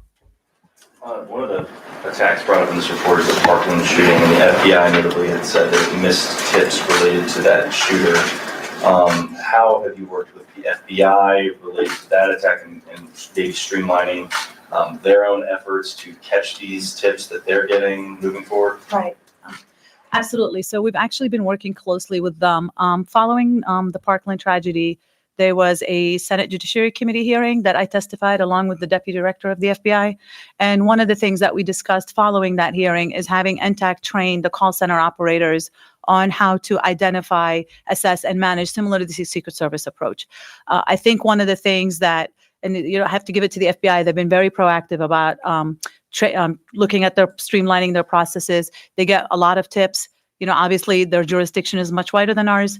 But we wanted to teach them in terms of not only just focusing on threats, focusing on the concerning behavior. So we actually sent staff to the call center in West Virginia, and we trained all shifts of the call center operators. And we also helped kind of review some of their protocols as well. So they've been very proactive and engaged with us as an agency. You said your goal is to mitigate harm and that the aim of this report is to help prevent future attacks when possible, yet they still continue to happen. Why? There's not a single solution to everything. And I think the more that we're out there training and the more that we're out there engaging with communities, and I'm telling you, more and more states are being very proactive now about the threat assessment process, and they want to be able to establish protocols within their community where law enforcement, mental health professionals, social services, schools, workplaces are working together, not only to share information, but to provide each other with resources. I'll give you an example. A few months ago, we were contacted by the Office of the Attorney General for the state of Wisconsin. They created a new school safety office. And what they wanted to do, while Wisconsin doesn't currently have legislation mandating threat assessments in schools, they wanted to be able to provide the community with something. And so they drafted threat assessment protocols that us in NTAC reviewed very closely. We helped them come up with questions. We even went down and participated in their press conference to roll it out. And we participated in 2 national school safety conferences in the state of Wisconsin. So I think the more that we share information, the more that we're out there being able to provide the communities with the Secret Service approach, I think it'll help really alleviate and hopefully prevent even one incident from happening. One is too many. That was a portion of a briefing held by the Secret Service, Department of Homeland Security yesterday on mass attacks in 2018 around the country. We're back live over on the House side of the Capitol for a hearing of an oversight subcommittee. They're talking here about immigrant children. They've been at it for a couple of hours, and they're taking a brief break.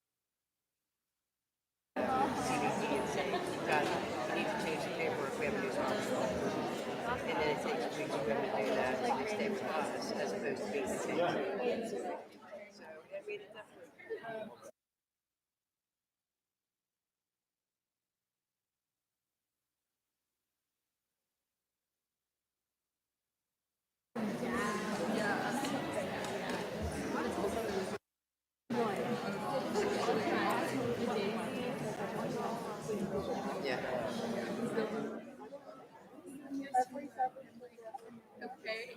What do you want me to do with that information? Yeah. Yeah. That's all we are is immigrants or slaves. Yeah.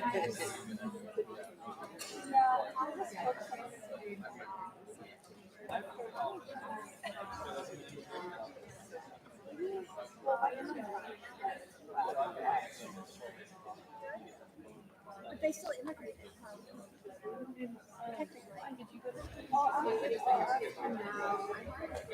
Yeah. They have to consult somebody that's obnoxious, who wants to learn. I know, especially in Congress. It's assuming a lot. I mean, I can't tell what somebody's nationality is just by answering the phone. I mean, that's pretty. I mean, I find that kind of racist. It's like, yeah. I am. Right. Right.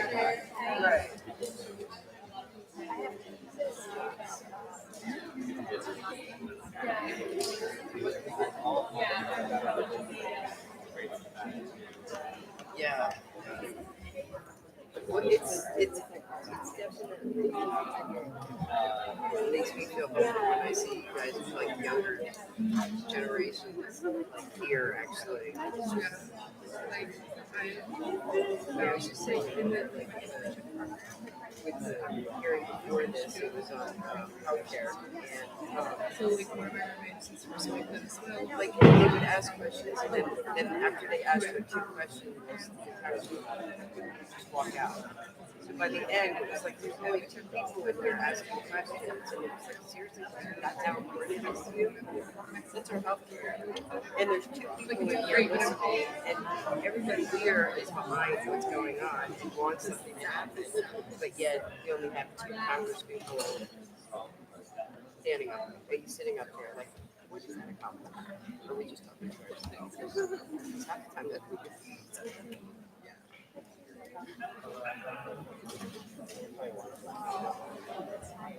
yeah, and then we just like, I'm so glad we're here because I really like Jordan. He's like, Jordan's my favorite. And I was like, as soon as he said that, I was like, oh God. I didn't know. Good afternoon. The committee will reconvene. I want to thank all of our extraordinary witnesses who've come to be with us today.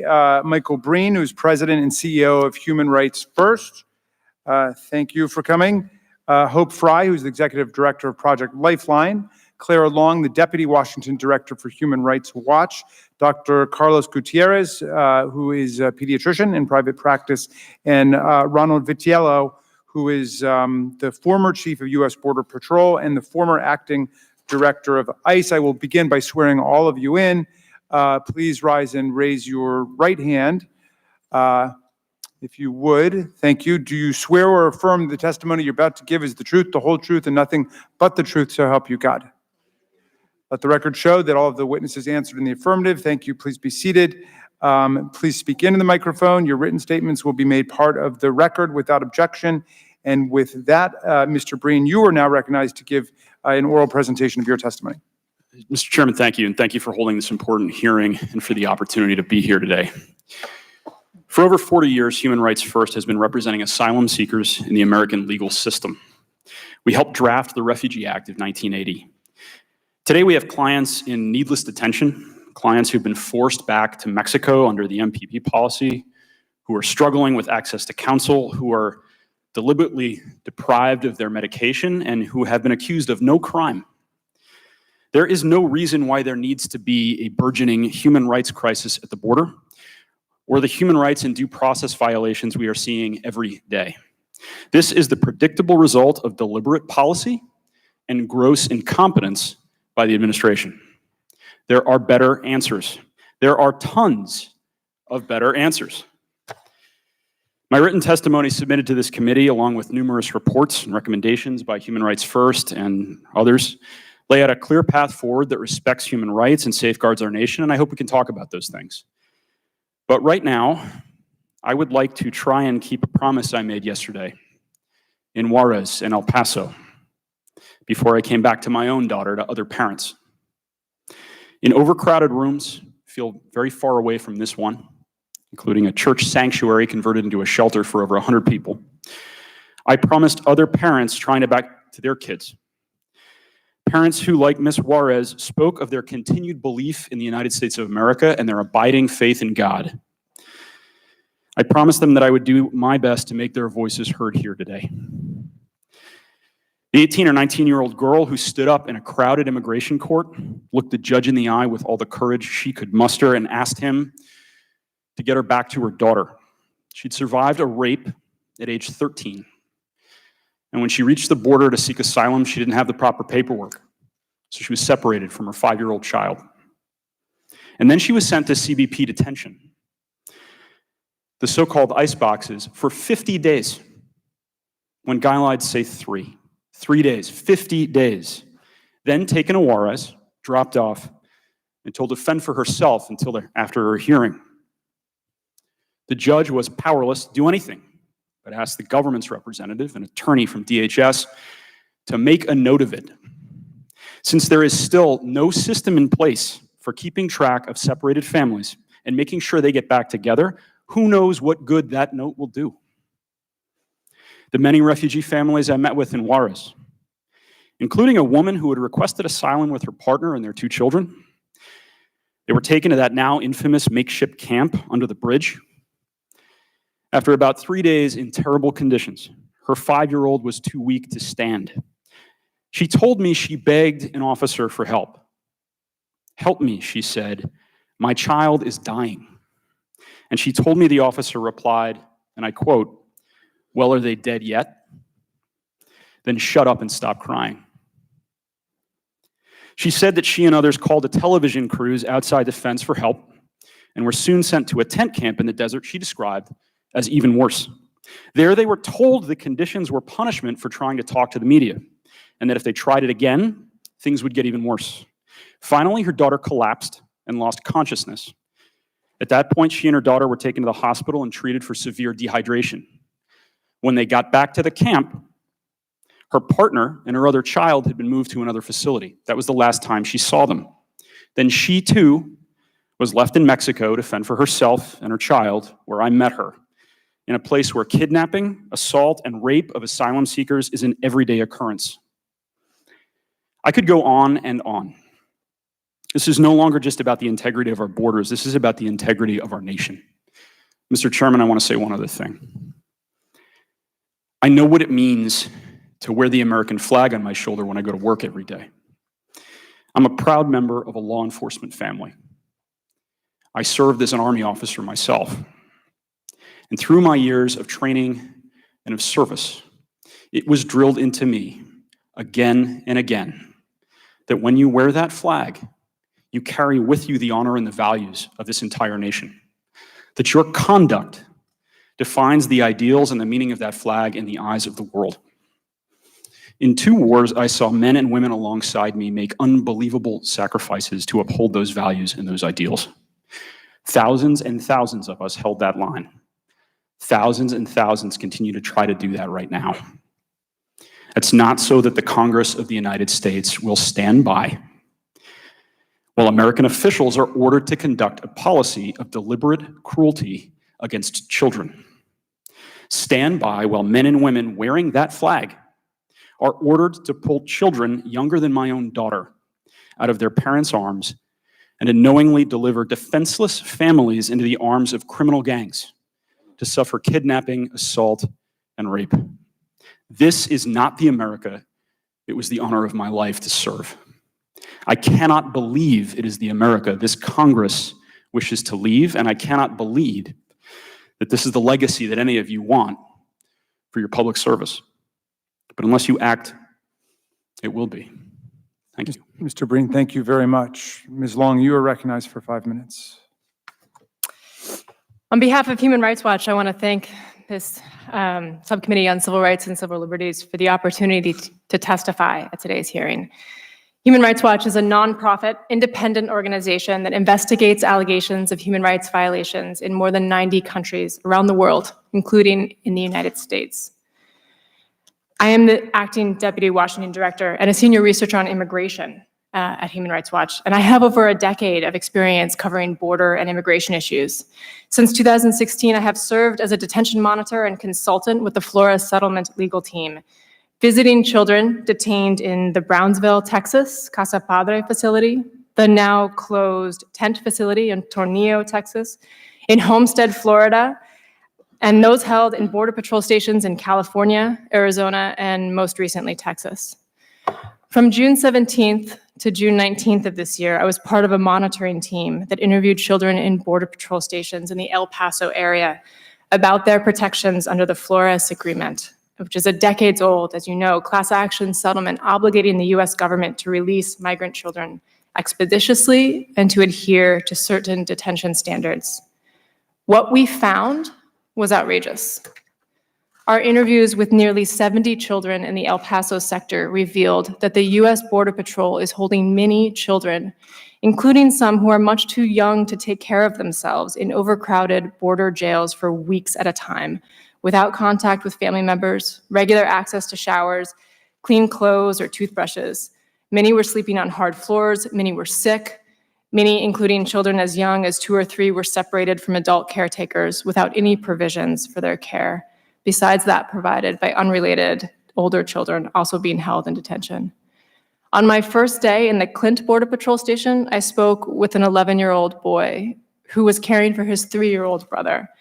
They had been fending for themselves in a cinder block cell with dozens of other children for 3 weeks. When I met them, the little one was quiet. He had matted hair, a hacking cough, muddy pants, and eyes that were fluttering closed. As we spoke, he fell asleep on 2 office chairs drawn together. "I'm the one who takes care of him here. No one helps me take care of him," his brother told me. My son is almost 3. And sometimes when I'm with him these days, I find it difficult not to think of the excruciating moment when I had to send those 2 alone back to their cell. Like these boys, nearly all the children I met in Border Patrol detention were visibly dirty, mucus or mud-stained. They were nearly all wearing the same clothes that they had worn when they crossed the border. They told us they were not given regular access to soap or toothbrushes. They were given access to showers only once or twice in a period of weeks, if at all. Unsurprisingly, infectious disease appeared widespread. I went into the flu cell for 7 days. I had a fever in there and I was shaking. Some of the other kids were vomiting. They all had fevers. No one was taking care of the kids with the flu. We were not allowed to leave the flu cell ever, a 14-year-old girl told me. We and others have been raising the alarm about deplorable hygiene practices, abuse, and mistreatment in Border Patrol detention for some time. What was unprecedented in these visits is that the agency is now needlessly subjecting children to crowded, inhumane conditions for lengthy periods, far beyond the 72-hour limit required by US law, compounding potential harm. Sometimes when we ask, we are told we will be here for months, said one 14-year-old girl who said she had already been in Clint for 3 weeks. Despite these prolonged lengths of stay, we found no evidence that anyone had made any attempts to reunite children with their family members in the United States. Indeed, many of the children we spoke with had been separated from their families and were deeply traumatized as a result. The officers took my dear grandmother away. We have not seen her since that moment. Thinking about this makes me cry at times. The words of a 12-year-old girl detained alone at Clint with her 8 and 4-year-old sisters.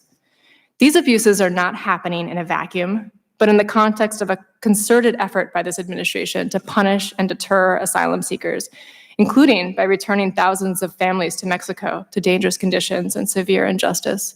No one should support child abuse as immigration policy. Congress should exercise strenuous oversight to ensure children are quickly released from detention and guarantee their safety and well-being while detained. Families belong together and free. Children should be allowed to remain with adult family members when that's in their best interest and be promptly released with appropriate support to ensure they appear for immigration proceedings. Issuing CBP and its parent agency, DHS, a blank check to expand the system for detaining children will only increase the permanent harm already being suffered. Thank you. Thank you very much, Ms. Long. Ms. Fry. Chairman Raskin, members of the subcommittee, thank you for this opportunity to testify before you. I'm an attorney with more than 40 years' experience practicing immigration law. Is your mic on? Okay. I coordinate and lead monitoring visits to CBP, ORR, and ICE facilities on behalf of Flores Council. I selected the attorneys and was team lead on a Flores monitoring visit to the Rio Grande Valley Border Patrol stations from June 10th through 14th. While public attention is focused on hideous conditions at the Clint CBP station in El Paso, the situation at border facilities in the RGV are substantially the same. What distinguishes the RGV sector is the 2017 federal court decision that found them in violation of Flores for failing to provide adequate food, adequate access to drinking water, adequate hygiene, and adequate sleeping conditions, and by keeping the temperatures too cold. They've had 2 years to remedy these failures. What have they done? Nothing. Children in the RGV are still going hungry. They're given non-nutritious food and not enough of that. Pureed food necessary for infants 6 to 12 months is completely missing. When there are bottles and formula, there's no way to wash the bottles, so they become contaminated. Some of the babies were breastfed. Their moms complained they got inadequate water to assure milk production. The children we saw were filthy, wearing the same wet and muddy clothes in which they traveled. Many were covered in mucus and vomit. Babies had soiled diapers. The children smelled foul. No child had warm clothes despite the extreme cold in the holding areas. Babies were in onesies with no sweater, jacket, or socks. Some children had showered, but many had not, like the 17-year-old mother with a 10-month-old son had been held more than 20 days without showering. It's outrageous that these conditions still exist. The government is not only flouting the rule of law, it's terrorizing the children. Influenza killed a boy in the RGV 3 weeks before our arrival. We found nearly every one of the children we met sick with the flu, differing only in the severity of their symptoms. I met a 16-year-old girl and her 8-month-old daughter. The baby was extremely ill, lethargic, with a deep, continuous, raspy cough. She'd had a mild cold when they arrived, but CBP took the baby's medicine and clothes. Despite the raging flu, for which the entire facility had been under recent quarantine, the baby had not received any medical attention. After rigorous advocacy by the Flores Council, we were allowed to bring a pediatrician into the Ursula facility. After the pediatrician's visit was announced, 5 infants whom we had seen before were taken to the hospital to the natal intensive care unit. We began our CBP visit on Monday. On Wednesday night, I got sick. I had a fever, 102.5, vomiting, diarrhea. I developed this deep, racking, continuous cough, the same cough many of the children had. At 4 a.m. on Friday, I called 911. The ER doctor ordered me admitted to the hospital. I had influenza A. I caught it from the children. I was put in isolation, given IV fluids and medicine. They began respiratory therapy every 3 hours. I had a 5-day course of Tamiflu. Contrast this with the children. We had the same disease, but they had to plead for medical attention. If they got it, they were probably given something for the fever, and some, but not all, were maybe given a few doses of Tamiflu. Most were returned to the packed cages in the same freezing rooms to sleep on the concrete and to transmit the flu to other children held with them. It's child abuse, pure and simple, like the case of the premature newborn baby I'll call Baby K. After traveling from Guatemala, her mom, just 17, had an emergency C-section in Mexico. Baby K was born a month premature. As is the case with every migrant with whom we spoke, Mom was forced to throw away her things. This included her backpack containing Baby K's warm clothes. They had been in detention 7 days when we met, kept in a freezing cold, crowded cage without soap, a toothbrush, a shower, or clean clothes. Baby K was non-responsive and looked at risk of dying. Immediately after encountering Baby K and Mom, I brought the senior-most attorney for the government to see them. She was obviously disturbed and took the information necessary to gain release to an ORR shelter. Despite this and massive other intervention, it took the government over 2 days to transfer Baby K and Mom to ORR custody. The administration would have us believe that the number of arriving children is delaying release from CBP and creating the subsequent need to warehouse children in unregulated influx facilities like Homestead. But the real culprits are the policy that slow the rate of release from ORR shelters by imposing restrictive and unnecessary requirements for the vetting of family sponsors. Rather than providing funds to detain additional children, Congress should be working to ensure their expeditious release to their families, who are far better suited to care for these children than a government that is causing them so much harm. Thank you, Mr. Chairman. Thank you very much for your testimony, Dr. Gutierrez. Thank you very much, Chairman Raskin and Ranking Member Mr. Roy. Thank you, subcommittee members, congressional subcommittee members, for the opportunity to speak to you concerning the medical aspects of what I am faced with as a private pediatrician in El Paso, Texas. I am, as you might say, in the front lines of taking care of these men, women, and children. As a pediatrician, we don't have any age limits because we have to take care of adults as well. Let me tell you, I got involved with doing this in the year 2014 when we had a lot of the Central American refugees arrive on our borders.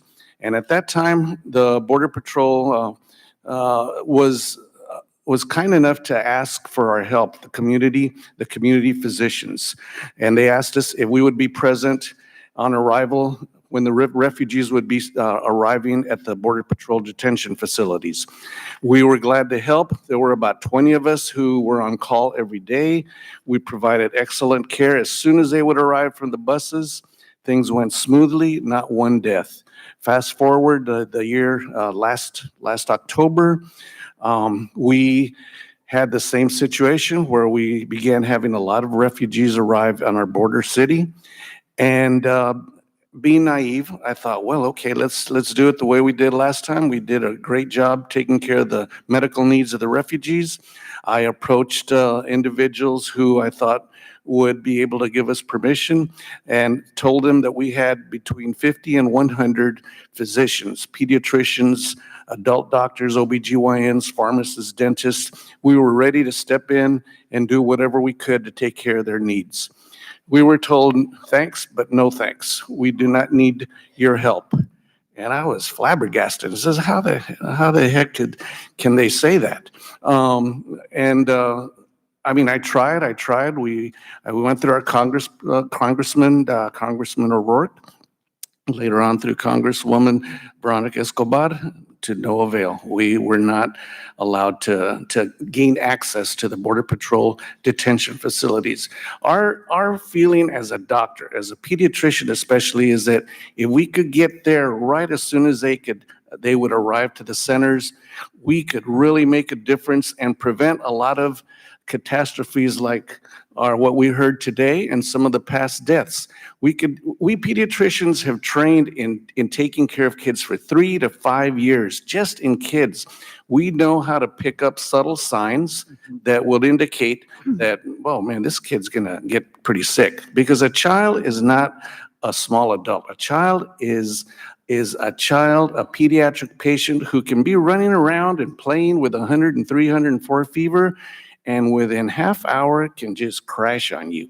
And if you don't know how to pick up those subtle signs, you're in for a bad outcome. And I got to tell you that this is not the fault of the Border Patrol, because Border Patrol or ICE, they're not trained to take care of things like that. They may be able to have individuals like EMTs, like individuals who can maybe take a blood pressure, take a temperature, but you need a doctor right there. You need especially a pediatrician to prevent some of the catastrophes that have happened in the last couple of years. Let me tell you, I had a child that they called me on that had been released from the shelter, and this 2-year-old, 105 fever, listless like a rag doll. I looked at her and immediately called our ambulance from our children's hospital to pick her up. She ended up having bilateral pneumonia. I talked to the mom, and she said she asked for help, but no medical help was available. And day in and day out, I see these patients and I ask, did you get any medical help there? And in my experience, they either receive little or no medical care at all.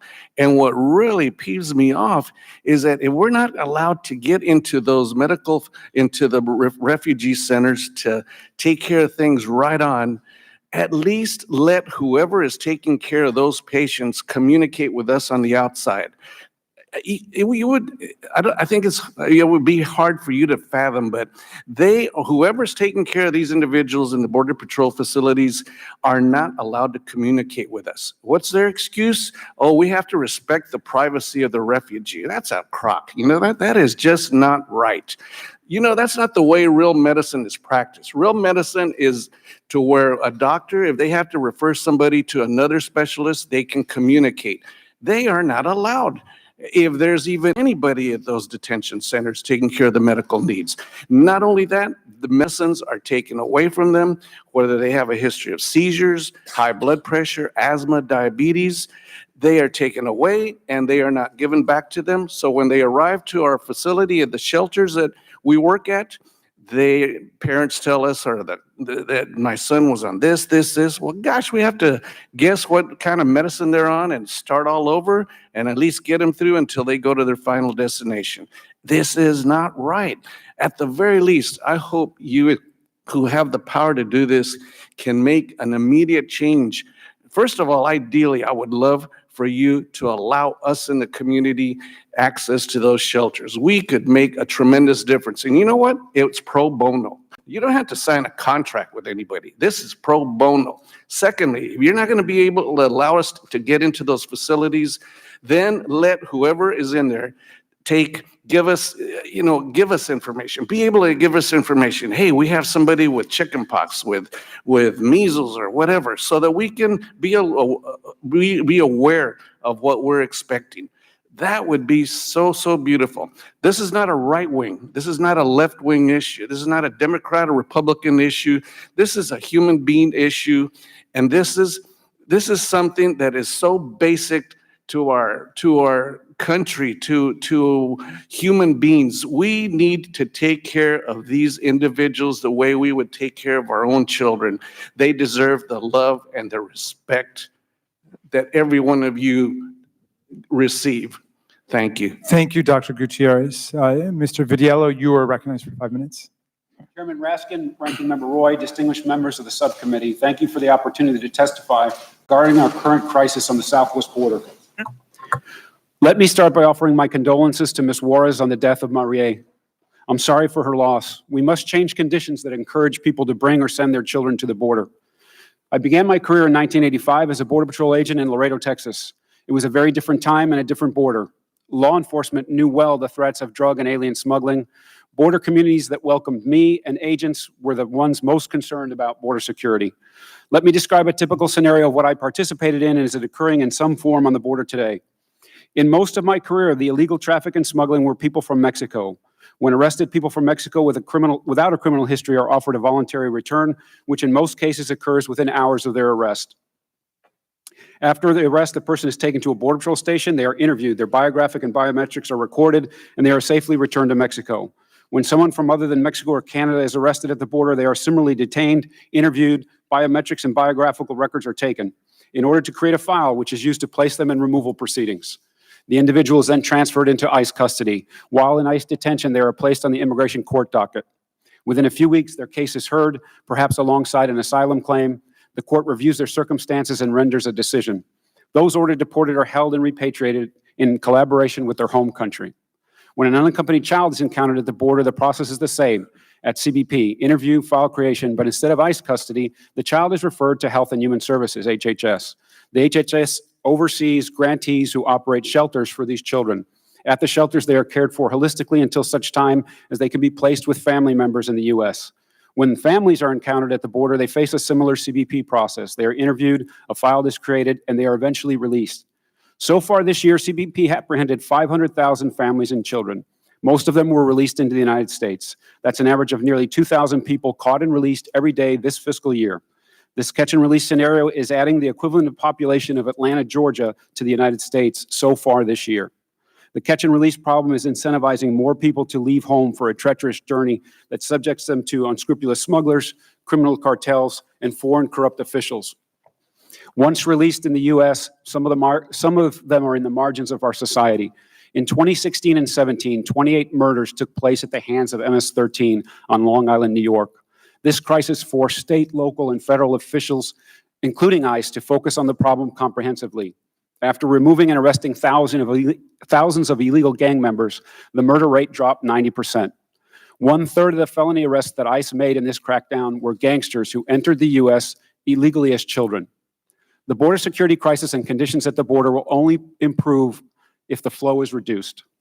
I know this is the case because in 2014, under President Obama's leadership, we faced a similar surge of children and families at the border.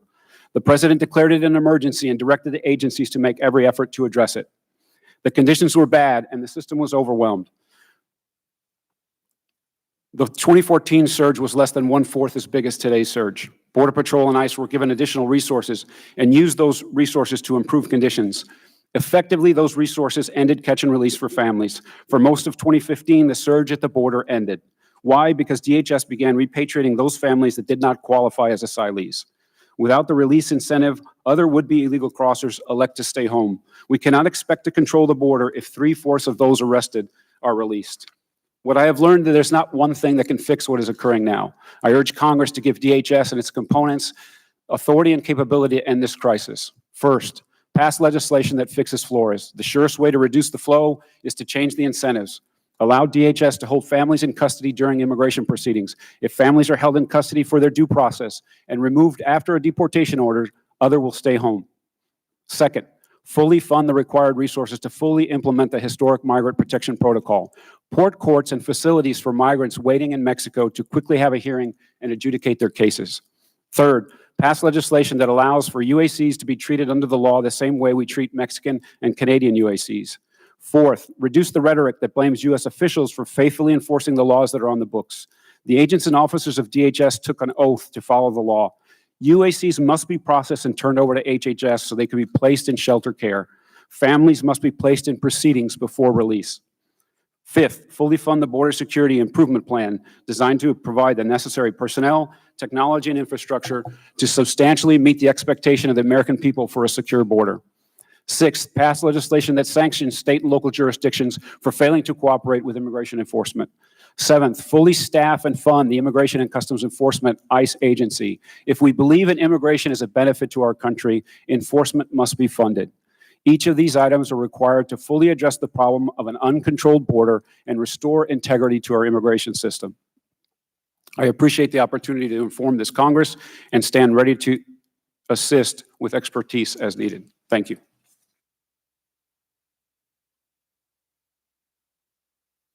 Thank you very much for your testimony. I appreciate it. Dr. Gutierrez, let me start with you. What exactly is the access that doctors and physicians outside of the system have to kids and families that are presently in the custody of the detention centers? Since we are not allowed into the Border Patrol detention facilities, our group of physicians, there's a core group of us, about 6 or 7 of us, who are responsible for the day-to-day care of the refugees. And so once they are released, the individuals are released from Border Patrol facilities, they are sent to shelters around the city. There's about 25 to 30 shelters in El Paso. And we are responsible for a certain number of these shelters. When they arrive at the shelters, we physicians are called.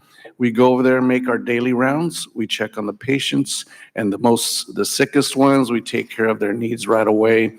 I mean, there's no way we can see all of them. But we pick up the sickest ones and we act on them as best we can. And in our experience, some of the real sick ones, frankly, should have been picked up way before where they were housed. Thank you. Mr. Breen, I'd like to ask you if you could galvanize public and congressional attention to focus on it, and we could get one thing done at this point to improve conditions, what would you do? And I want to ask that of all the witnesses here. Sure. We know that when families are represented by counsel who seek asylum, the appearance rate in court is 99%. We should end unnecessary detention. We should move to a case management system, which DHS itself prototyped and then ended in 2017 very successfully. And we should end the migrant protection protocol. If you allow, Mr. Chairman, I'd like to read you something very briefly. Violent crimes such as murder, armed robbery, carjacking, kidnapping, extortion, and sexual assault is common. Gang activity, including gun battles and blockades, is widespread. Armed criminal groups target public and private passenger buses as well as private automobiles traveling, often taking passengers hostage and demanding ransom payments. Federal and state security forces have limited capability to respond to violence in many parts of the state. Mr. Chairman, that is the State Department's assessment of the section of Mexico near Nuevo Laredo, where DHS is currently dropping off asylum seekers to fend for themselves on a daily basis. MPP is a human rights violation. It needs to end immediately. Thank you very much. Ms. Long, same question to you. If there's something that we could do immediately to try to restore some order and safety to the situation, what would you advise us to do? Well, I'll endorse Mr. Breen's call to end the migrant protection protocols, but I'll also say that the easiest way to ensure that children do not suffer harm and that more children do not die in custody is to invest in release and reunification, to invest in keeping families together, ensuring that adult family members stay with children when that is in the child's best interest, which it is in most cases, to ensure that the person who is making the decision about whether that is in the child's best interest is not a Border Patrol agent who is not qualified to make that decision, but is instead someone who has professional experience in child welfare. One of the things that we were concerned about the supplemental bill was that the fact that there is an overinvestment in increasing detention space, but an underinvestment in increasing resources dedicated to release and to reunification. Very good. Ms. Fry, same question to you. Well, of course, I endorse what both of my colleagues said, and I want to drill down a little bit on what Clara said, because I agree that while the cruelty starts at CBP, the real clog in the pipeline is at ORR and has to do with release. This entire situation, and of course, we need the protections of Flores at CBP. We need to look at that. And I don't think that's a money issue. I think that's a release issue. But we need to turn ORR from a detention agency to a release protocol agency. We need to look at the system of for-profit contractors that we employ publicly to house for prolonged periods children, migrant children, to see, do they have robust programs for release? Or are they de-incentivized to do that by the per head, per night, per bed money that they get? So I think, like Clara, I think focusing on release in the many ways that there are affirmatively to do that is where to start. Okay, very good. And I want to just give our two other witnesses a chance to respond. Dr. Gutierrez. Yes, sir. There's two organizations that have submitted their recommendations. Basically, what I would be telling you right now, the American Academy of Pediatrics and the National Hispanic Medical Association have both stated that there is an abundance of pediatricians, doctors that are willing to step up to the plate and provide care right in their facilities. But what I would love to see is, first of all, in a dream world, I would love for you all to take action to allow us entrance into the facilities so that we can take care of the medical issues right away. And secondly, if you're not going to allow us in, please have whoever is taking care of those individuals, please let them communicate with us with what's going on there so we know when to expect a very sick individual, so we know how to be prepared, best prepared to care for that individual. The other thing is, if you're going to take away their medicines, at the very least, give us a list when we receive them of the medications they've been on, so that we're not guessing, and for all we know, we might give them the wrong medicine and do more harm than good. So I would hope that you all can act soon on those things. Thank you so much, Mr. Vitiello. As I said in my testimony, there needs to be a change in the way the law is operationalized. If we do not reduce this flow, these conditions will continue to exist as they are now. When your capacity for short-term detention, which is only designed for a 12-hour stay, right? They've made lots of modifications to all these locations. But if you don't reduce the flow, you're going to continue to get the same thing that we've seen for the last 7-8 months. It's bad and it's getting worse. The supplemental funding will assist in ameliorating some of the conditions that have been spoken about here today. But next spring, we're going to be exactly in the same place we are now if the law does not change. Thank you. Mr. Roy, you're recognized for your 5 minutes. Sure. I think we're going to go first to Mr. Meadows. Okay, Mr. Meadows, you are recognized. Thank you, Mr. Chairman. It's good to see you again. I miss you, and I thank you for your expertise, because I know that from my standpoint, you've always shot straight with me, and you've told me the things I didn't want to hear and also the things that perhaps I needed to hear. And so I want to just thank you for your expertise. Dr. Gutierrez, I am really intrigued. And so what I'd ask you to do, one of the things I've thought about is sometimes access with privacy. You understand that as a physician, probably more so, so than anybody else in terms of patients and the right to privacy. So maybe what we can do, and I'm looking for some of my Democrat colleagues, maybe on a telemedicine, if we're talking about short-term, 12 hours or less, working on that. So if you'll get with this committee, I'm willing to work with some of my Democrat colleagues to hopefully make sure that pediatricians are addressing some of the health concerns. And with that, I'll yield the balance of my time to the ranking member, Mr. Roy. Could I just answer real quick? Telemedicine is good, but this is not going to cut it for what we're asking, because telemedicine, you're trying to take a picture of an individual. They could have a horrible rash. Listen, I live in the mountains. Yeah. I mean, we're hours from healthcare a lot of times. So I get that. What I'm saying is some of the obstacles we have, I'm willing to work with you. Yes. Let's have some of that, and we'll see what we can do, and I'll yield back. Thank you. Thank the gentleman from North Carolina. Thanks, doctor, for that. Mr. Vitiello, let me just ask a couple of questions. Could you paint a picture again about a little bit of the scale of the numbers we're talking about, right? I mean, compare what facilities are designed for by CBP along the border, wherever you want to, in terms of the Texas, by sector. But what are the CBP facilities designed to do? How many people are they supposed to house? And what are we dealing with now, that order of magnitude? So they spoke today about the facility, the McAllen Border Patrol Station. It's completely overwhelmed. It's one of the newest facilities that's online. It was designed for taking people into custody for a short time. Most of the traffic back in the day was adult males from Mexico. So they were with us for a very short time. It's designed for the bookend procedure, to take the biometrics, to take the biographics, and then move people down the line. But because of the crisis in 2014, we were forced to adapt that facility. That's why Ursula was stood up. Ursula was stood up for the flow in 2014, which is a fraction of what it is today.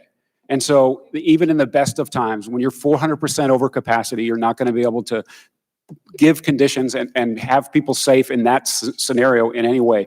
And so these facilities were designed for that bookend procedure. They're not designed to hold large numbers of families and children. Now, the Border Patrol and CBP have adapted the best way they can, but with this kind of flow, they're just overwhelmed. So really quickly, the picture that we're putting up right now, which was from 2014, which I would again remind my colleagues, it was used as a picture to talk about kids in cages for marketing this hearing with respect to current conditions. But okay, this is what was happening in 2014, and that was in response to the unaccompanied alien children crisis of that time, right? The children riding on the top of train cars, and then the response by Secretary Johnson and the Obama administration on what do we do, right? We don't have any facilities. Now we've got all these kids. Now what do we do with them? They're unaccompanied. What do we do with them? So you talk a little bit about the facilities and the problem of dealing with children who are not with parents and ensuring that they're safe. that we got to be careful who we give them to. Can you talk a little bit about those two things? That's correct. By law, under the way the law treats unaccompanied alien children, they must be turned over to HHS for placement with family in the United States.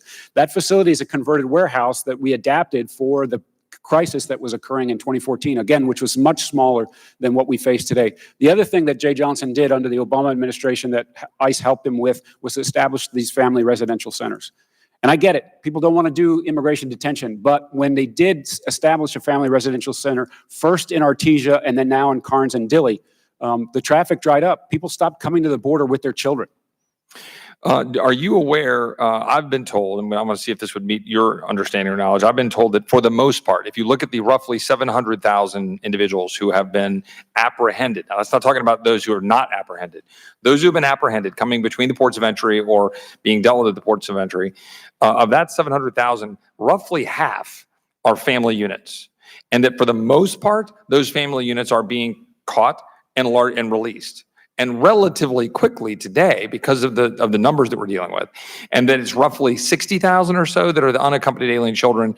And then the rest are single adults. And one of the problems, of course, is keeping single adults from the children, especially those single adults who are falsely claiming to be the parents of those children. Can you talk me through a little bit of that? And then I'm out of time. Yeah, so the department has been successful in addressing the single adult population. They're taken into custody at CBP. They're processed as quickly as possible. Obviously, we prioritize the children and families first, but eventually we get to the processing of single adults. They're handed over to ICE for detention, and while they're in detention, they're on the detained docket, which means they get to an immigration hearing quickly. When they get relief, we welcome them to the United States. When they don't get relief, they're quickly repatriated with cooperation of the countries that they're from. Thank you very much, Mr. Roy. Ms. Kelly, you're recognized for 5 minutes. Thank you, Mr. Chair. Mr. Vitello, when I listen to Dr. Gutierrez, would that be helpful to you if pediatricians in the community could come in, if there was some way we could work that out? Do you think that's a good idea? Well, in this role, I can't speak for the department or CBP, but in 2014, it was helpful. In the supplemental request that just got authorized by this Congress and signed by the president, there is money for CBP to put on more contract medical staff. In the beginning of this crisis, we started with using support from the Coast Guard and our own ability, CBP's own ability to contract. So it sounds like a common sense idea. I'm not opposed to the idea, but there are restrictions about people's privacy when they're in the custody of the government with, through the privacy scenario that they're in, their medical care, that has to be worked out. I think it's a common sense idea that's worth pursuing. And I'm sure with the witness we just had, she would have appreciated that greatly. Also, the other thing is, since you have an increase of children and, what you were just talking about, are the officers getting any more training or how are they doing? I mean, their parents and uncles and aunts, they have kids and that kind of thing. It sounds like they're overworked and they're absolutely they're absolutely overwhelmed. The Border Patrol agents that I know and care about and their families are compassionate, resilient people. But they're in a situation that they didn't choose to be in.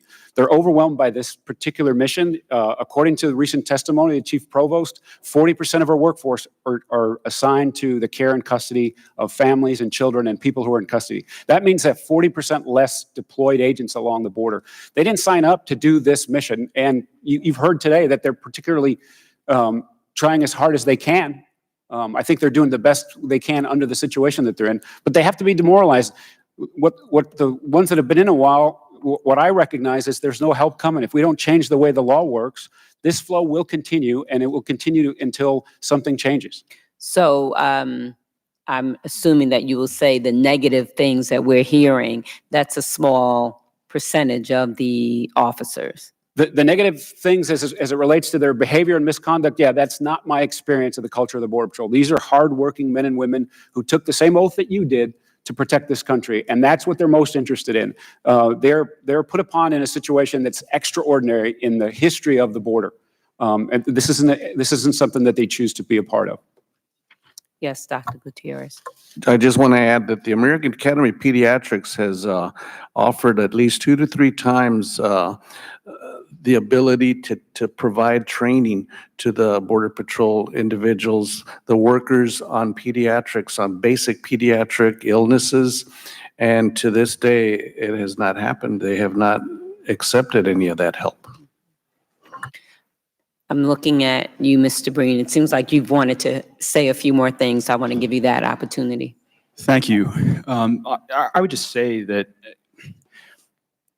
I saw this myself in Iraq as a soldier. I've done refugee work in places like Syria, Lebanon, Jordan. When you ask a law enforcement or military organization to do something for which it was not trained or equipped, and which cuts against the personal and collective integrity of the people in that organization, you get disastrous impacts on the culture, and you start to see the things we are seeing with CBP. That is an entirely predictable result. When you ask an organization that is set up for 12-hour detention to handle long-term detention of children, to forcibly separate children from their parents, that dehumanizes the agents, and they in turn start to dehumanize other people. I am proud to have served as a U.S. Army officer. I can tell you that happened to parts of the U.S. Army when they were asked to do things they were not trained to do. This is an entirely predictable result of terrible policy decisions. And the government of the United States should not be placing these men and women in that position. It's outrageous.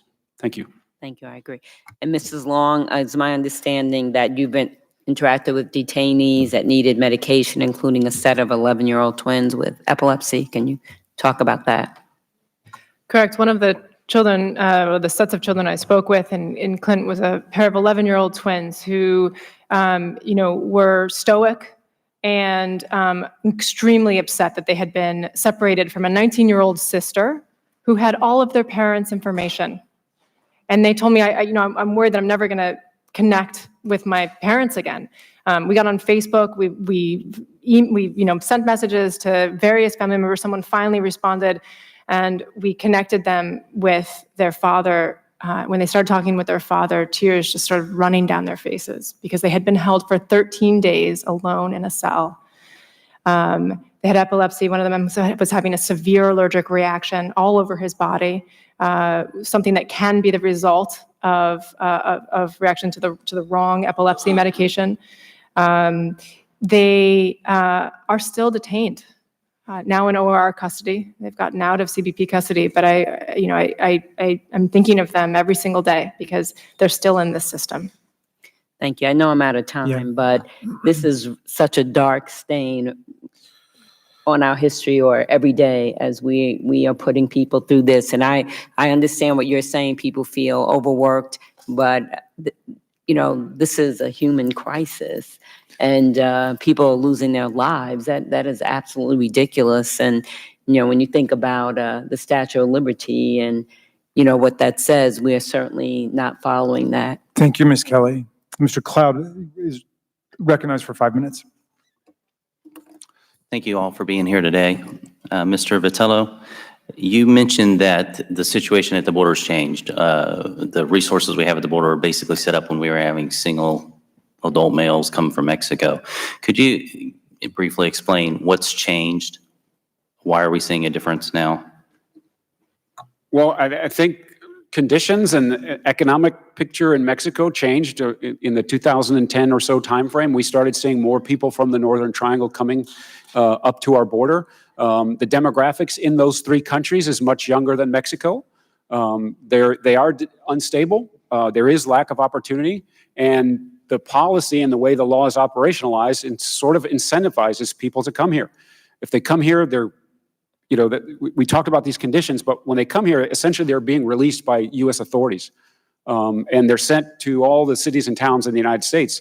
And so that's a much better life for them, for most of them, not all of them. We talked about some of the folks that are on the margin that get preyed upon by the same gangs they fled home for. But that's the policy that we have here. It's a catch and release policy. And every time in my career when we've suspended the activity of catch and release, we did it in 2007 for Secretary Chertoff. We did it in 2014 for Secretary Johnson.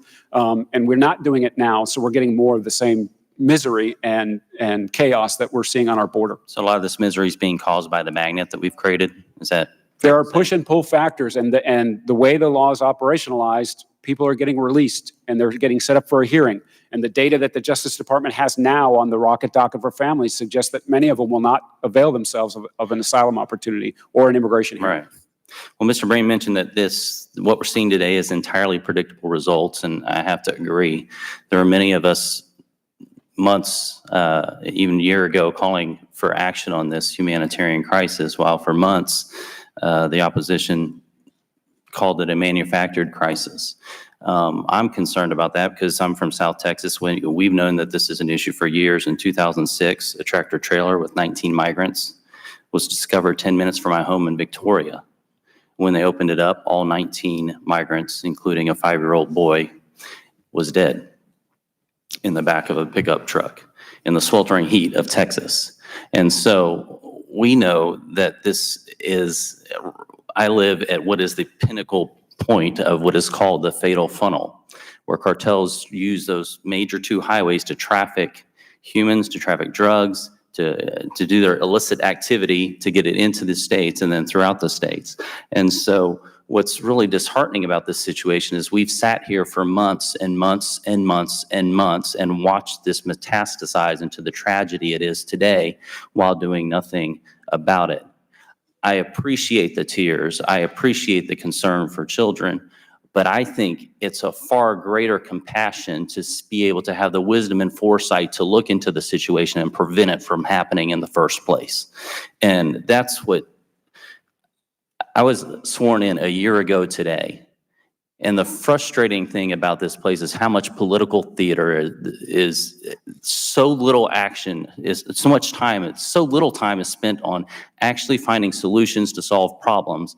And so much time is spent on political theater meant to posture for the next election because we'd rather run on an issue than solve a problem. And so this is something that this House, this Congress should have been acting on for months and months and months now to deal with this situation. But instead, we're putting ourselves in a position to aid and abet the cartels who are profiting off this situation and providing little results. So anyway, that leads me to this point. I was down there about a month ago, and we went there with a couple other members from the Oversight Committee.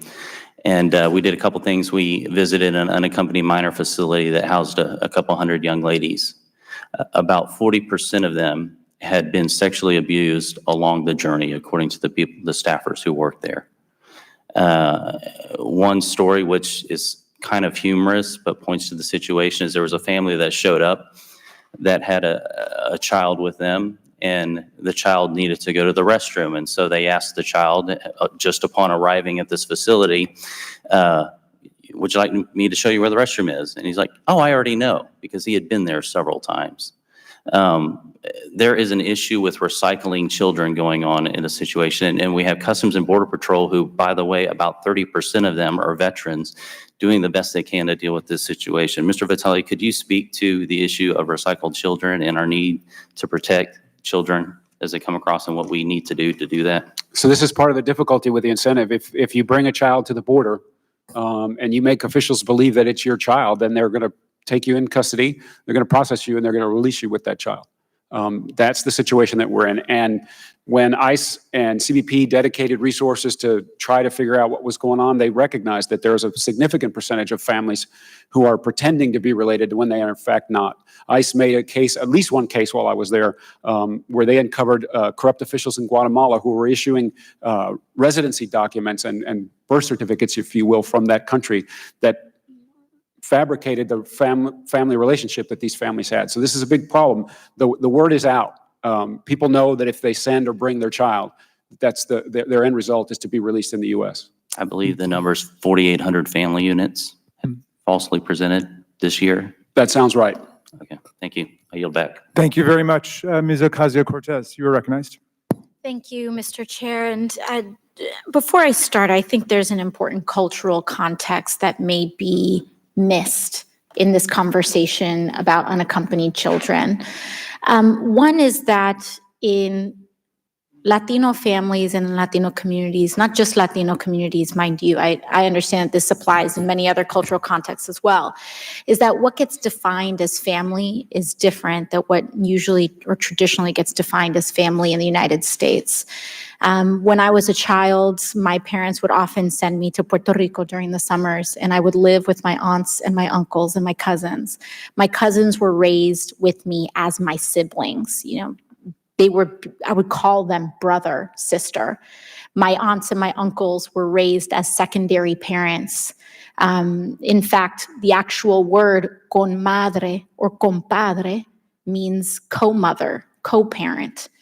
And this is the cultural context with which children are coming to the border with their loved ones. They are being taken, they arrive, and then they are being called unaccompanied children, when in fact they are accompanied. They're accompanied by their grandmothers, they're accompanied by older siblings, they're accompanied by cousins, and just because it is that person that is coming with them, their guardian, is not their biological mother or father, then they're being accused of human trafficking, and they're being accused and called an unaccompanied child. But they are experiencing the same trauma that any child would be experiencing if they were ripped from their own mother or father. Ms. Long, do you find that that's in agreement with your experience? I am in complete agreement with how you've summarized that situation. And I also want to add that CBP currently maintains no records to trace those families. And so when someone is separated from, say, their tia who's raised them, maybe for their whole lives, there is no way for the agency to then trace those family relationships and put those families back together. And I myself am in a similar situation in that I have nieces and nephews, and there is an already unspoken understanding that if anything were to happen, so I call them my nieces and nephews, and they're technically second or third cousins or whatever, however other folks would call that. That if something, God forbid, were ever to happen to my cousins, I would take those children as my children. Mm-hmm. My nieces and nephews would be taken as my son or daughter. So quickly moving forward, under the Trump administration, at least 6 children have died in U.S. custody. I have their names up here. Darlene Cristabel Cordova Valle, age 10. Jacqueline Cal Maquin, age 7. Felipe Gomez Alonso, age 8. Juan de Leon Gutierrez, age 16. Wilmer Josue Ramirez Vasquez, age 2. Carlos Gregorio Hernandez Vasquez, age 16. Those are just the ones that we know of. We didn't even hear of Darlene's death until 8 months after she died.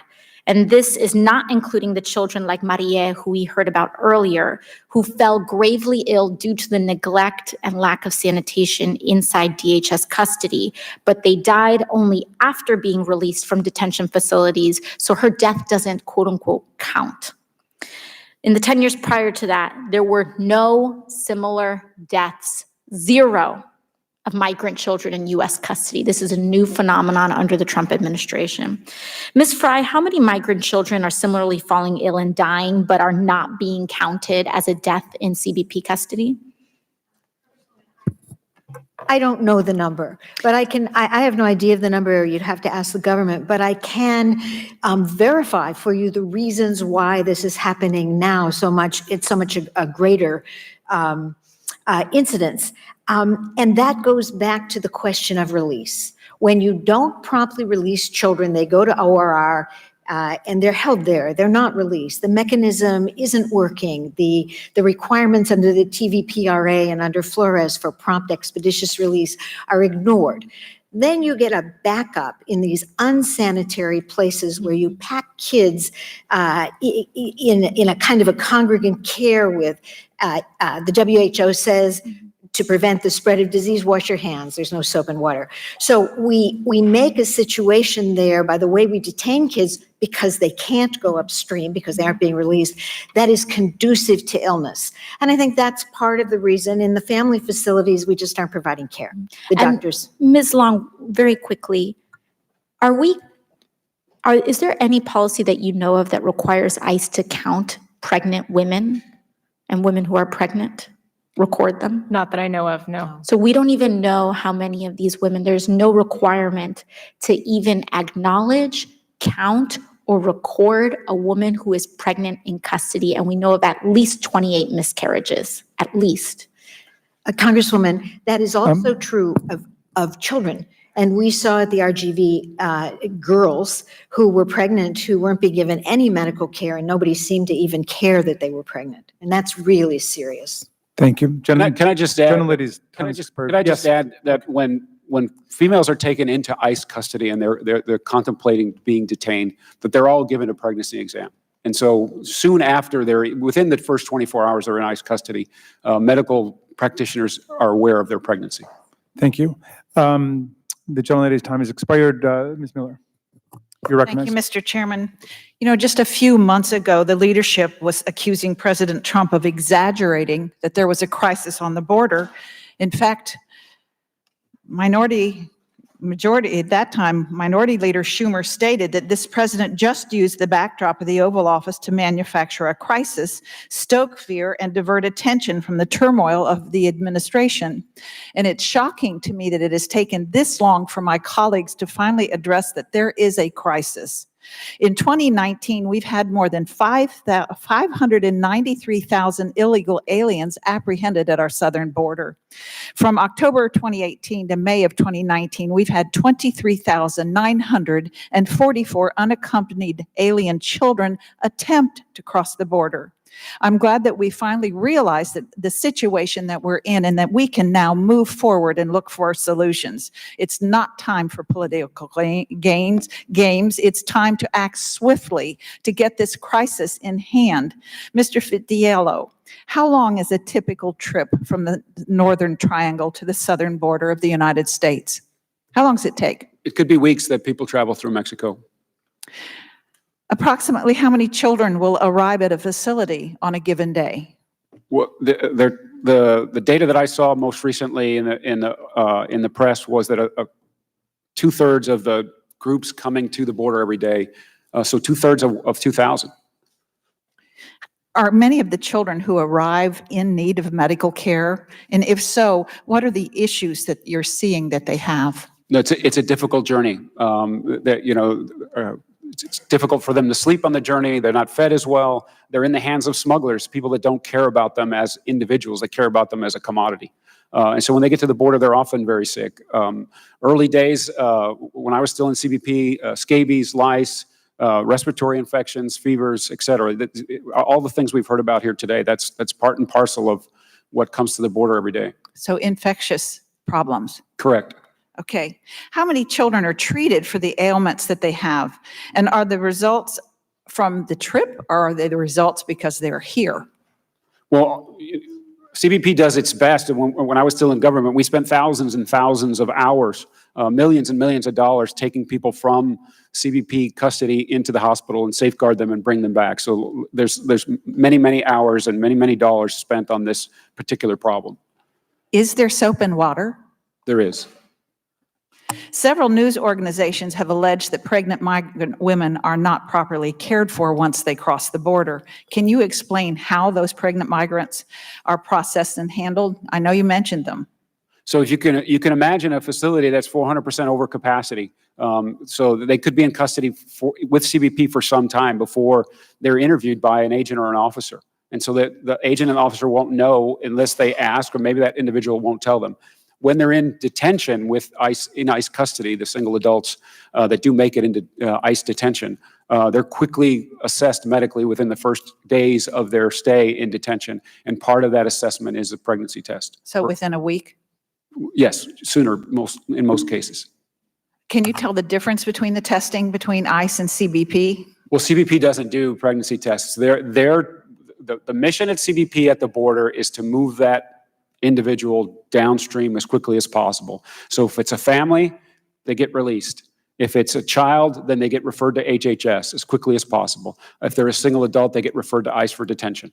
So you would assess their ability to process as appropriate for the migrants that are pregnant? No, this is an extraordinary circumstance. There's 500,000 people so far that have come to our border this year.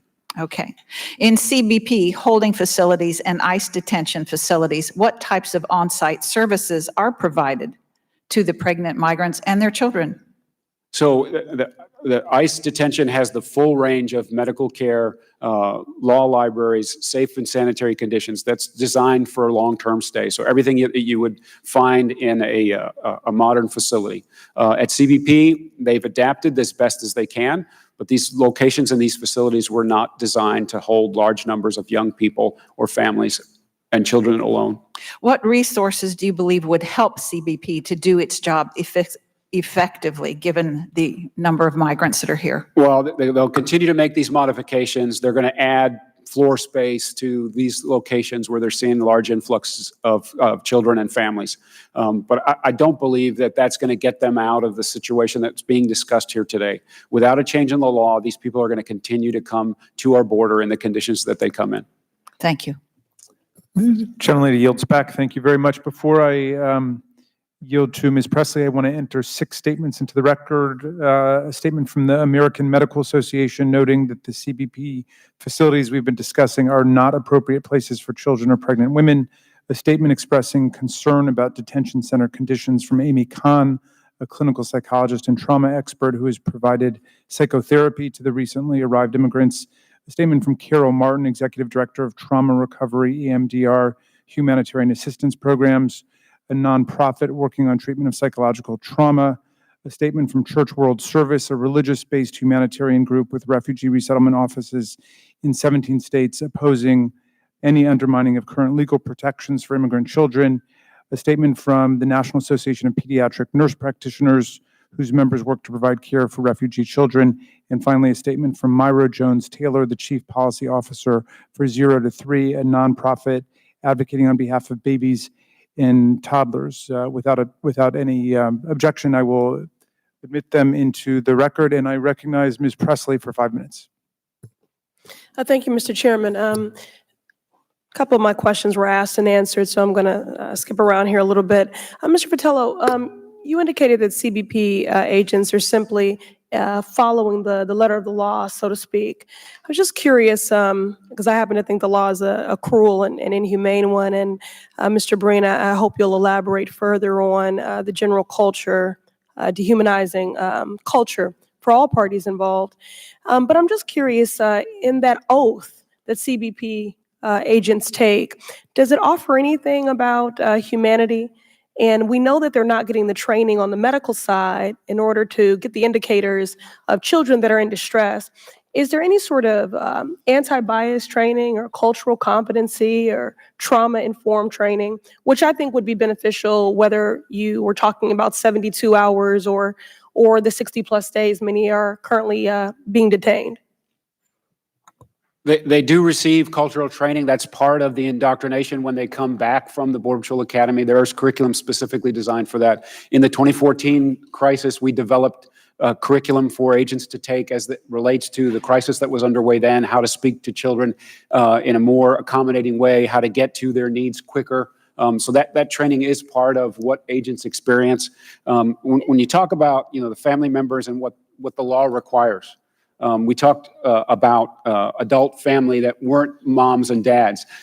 Congress could help us here, right? They could change the law to relieve the liability from CBP so that if someone is traveling with an adult relative, they can be held together and kept together because they're not a mom or a dad. I appreciate that.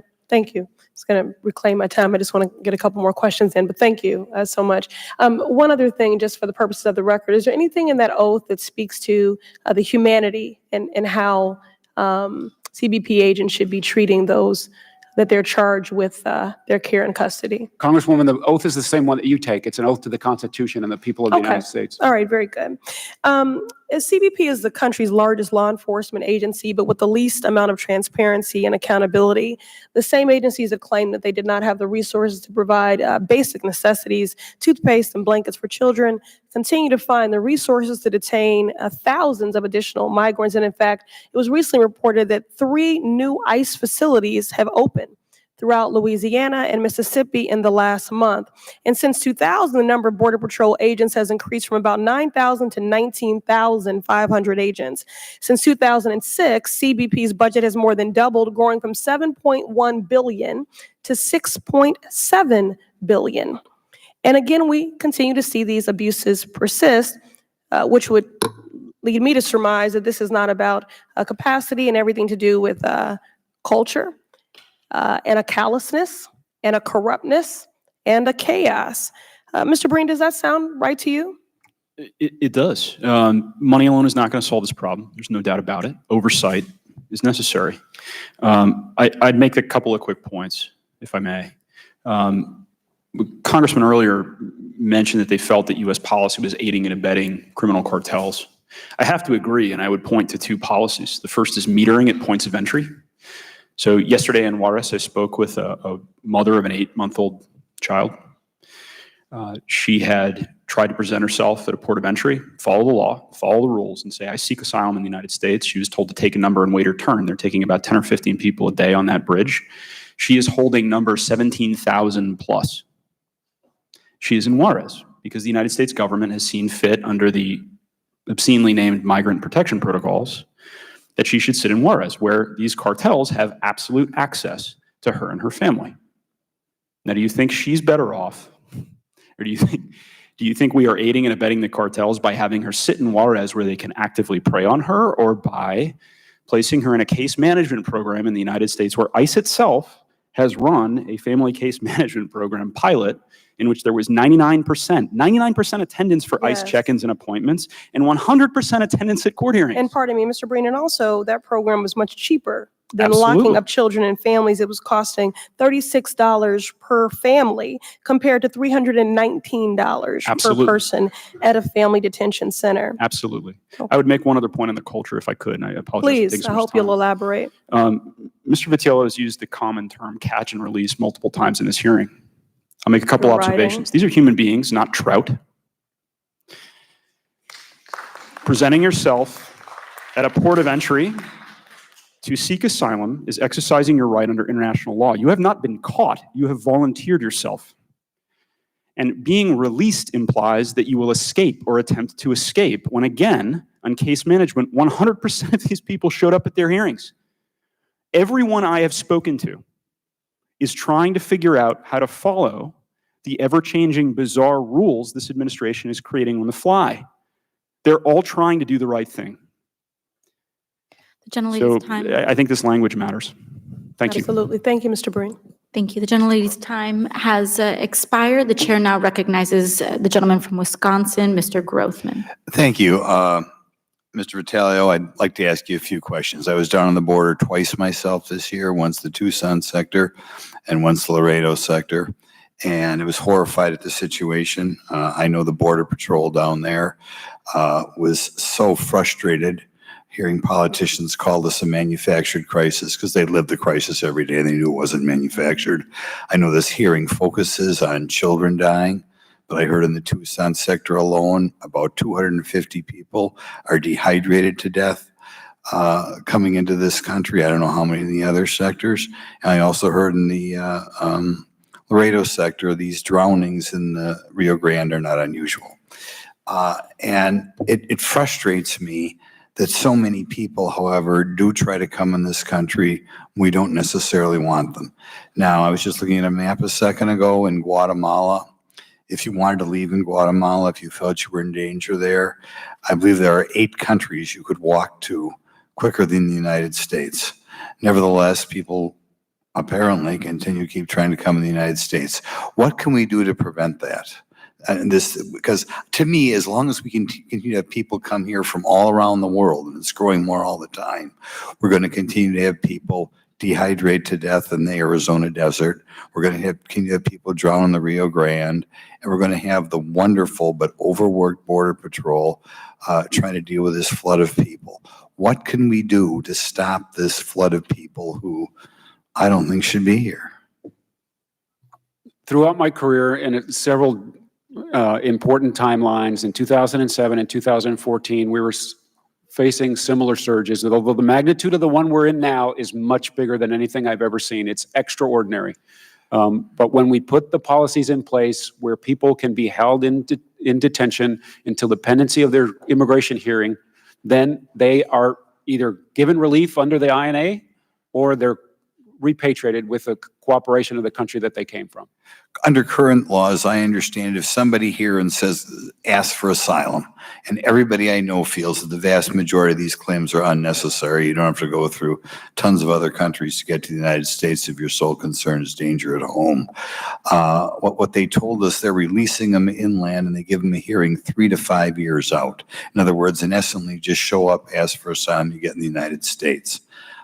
Is that system contributing to people continue to come here? Right. It's a completely rational act for people to come here knowing that they're going to be released and they're going to be out in this economy. In September, the Department of Justice, at the urging of the Department of Homeland Security, asked DHS to put a rocket docket together in 10 locations across the country for immigration proceedings for families to be heard quicker. When you're in detention, you're on a rocket docket. You're going to see the judge quickly. When you're on the non-detained docket in some of these big cities, it will be years before you get to a merits hearing. So DOJ in September put together that rocket docket in those 10 locations. Before I left government, they had heard 3,500 of those cases.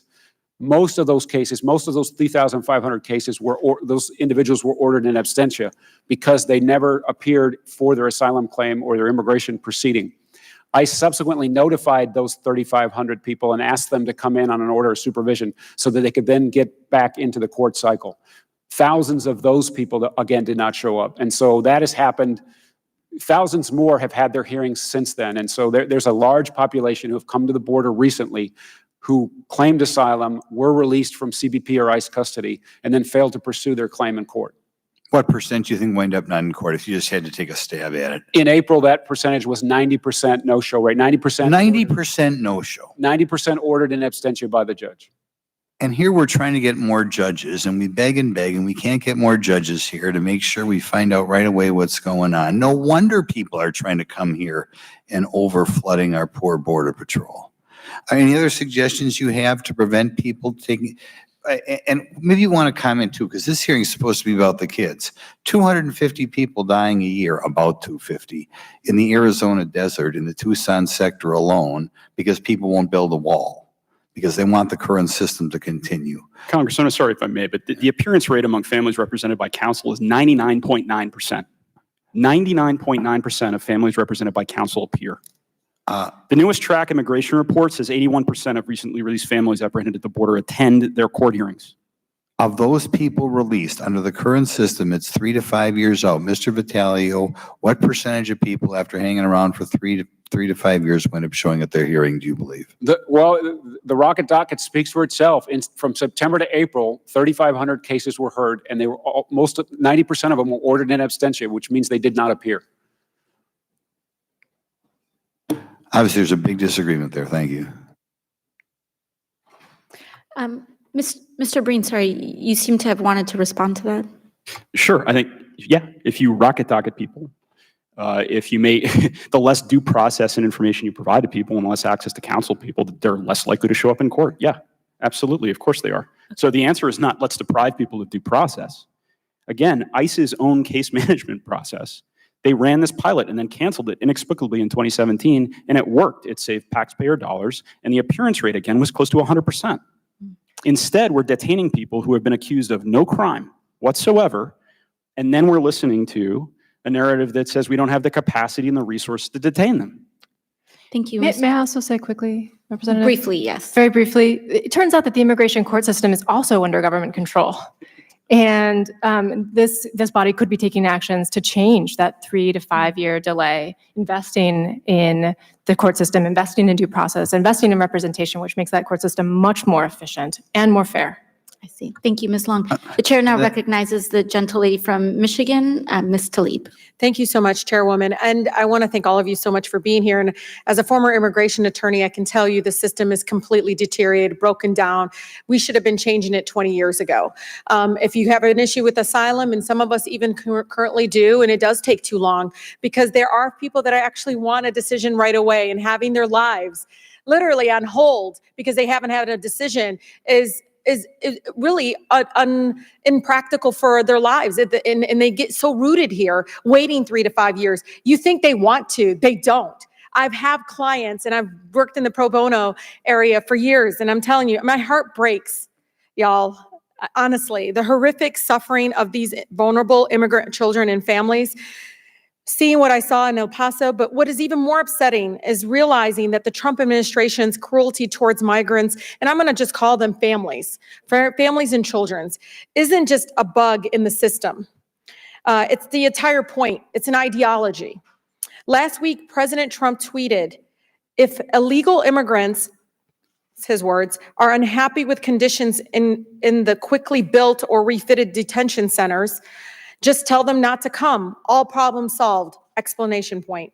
He seems to be admitting that detention conditions are terrible and that was intentional to deter migrants from coming. Mr. Brennan, would you agree with that assessment? Absolutely not. If you and your children are trapped in a burning building, it does not matter how miserable I make it on the street. You're going to do whatever you can do to get out of that burning building with your kids. Deterrence is a completely ineffective policy. All it does is ramp up human suffering. But that's exactly what he's trying to do. He thinks this is going to deter folks from coming. That's the whole point of the policy. And I can tell you, I talked to 3 incredibly, I think, sincere CPP agents. I mean, these Border Patrol agents took me aside, not in front of the others, because, the motto is honor first. So there's this culture you don't tell on each other. But 3 of them took me aside. One specifically says, stop throwing money at this. The issue is separation, that I wasn't even trained to separate a 2-year-old from their mother.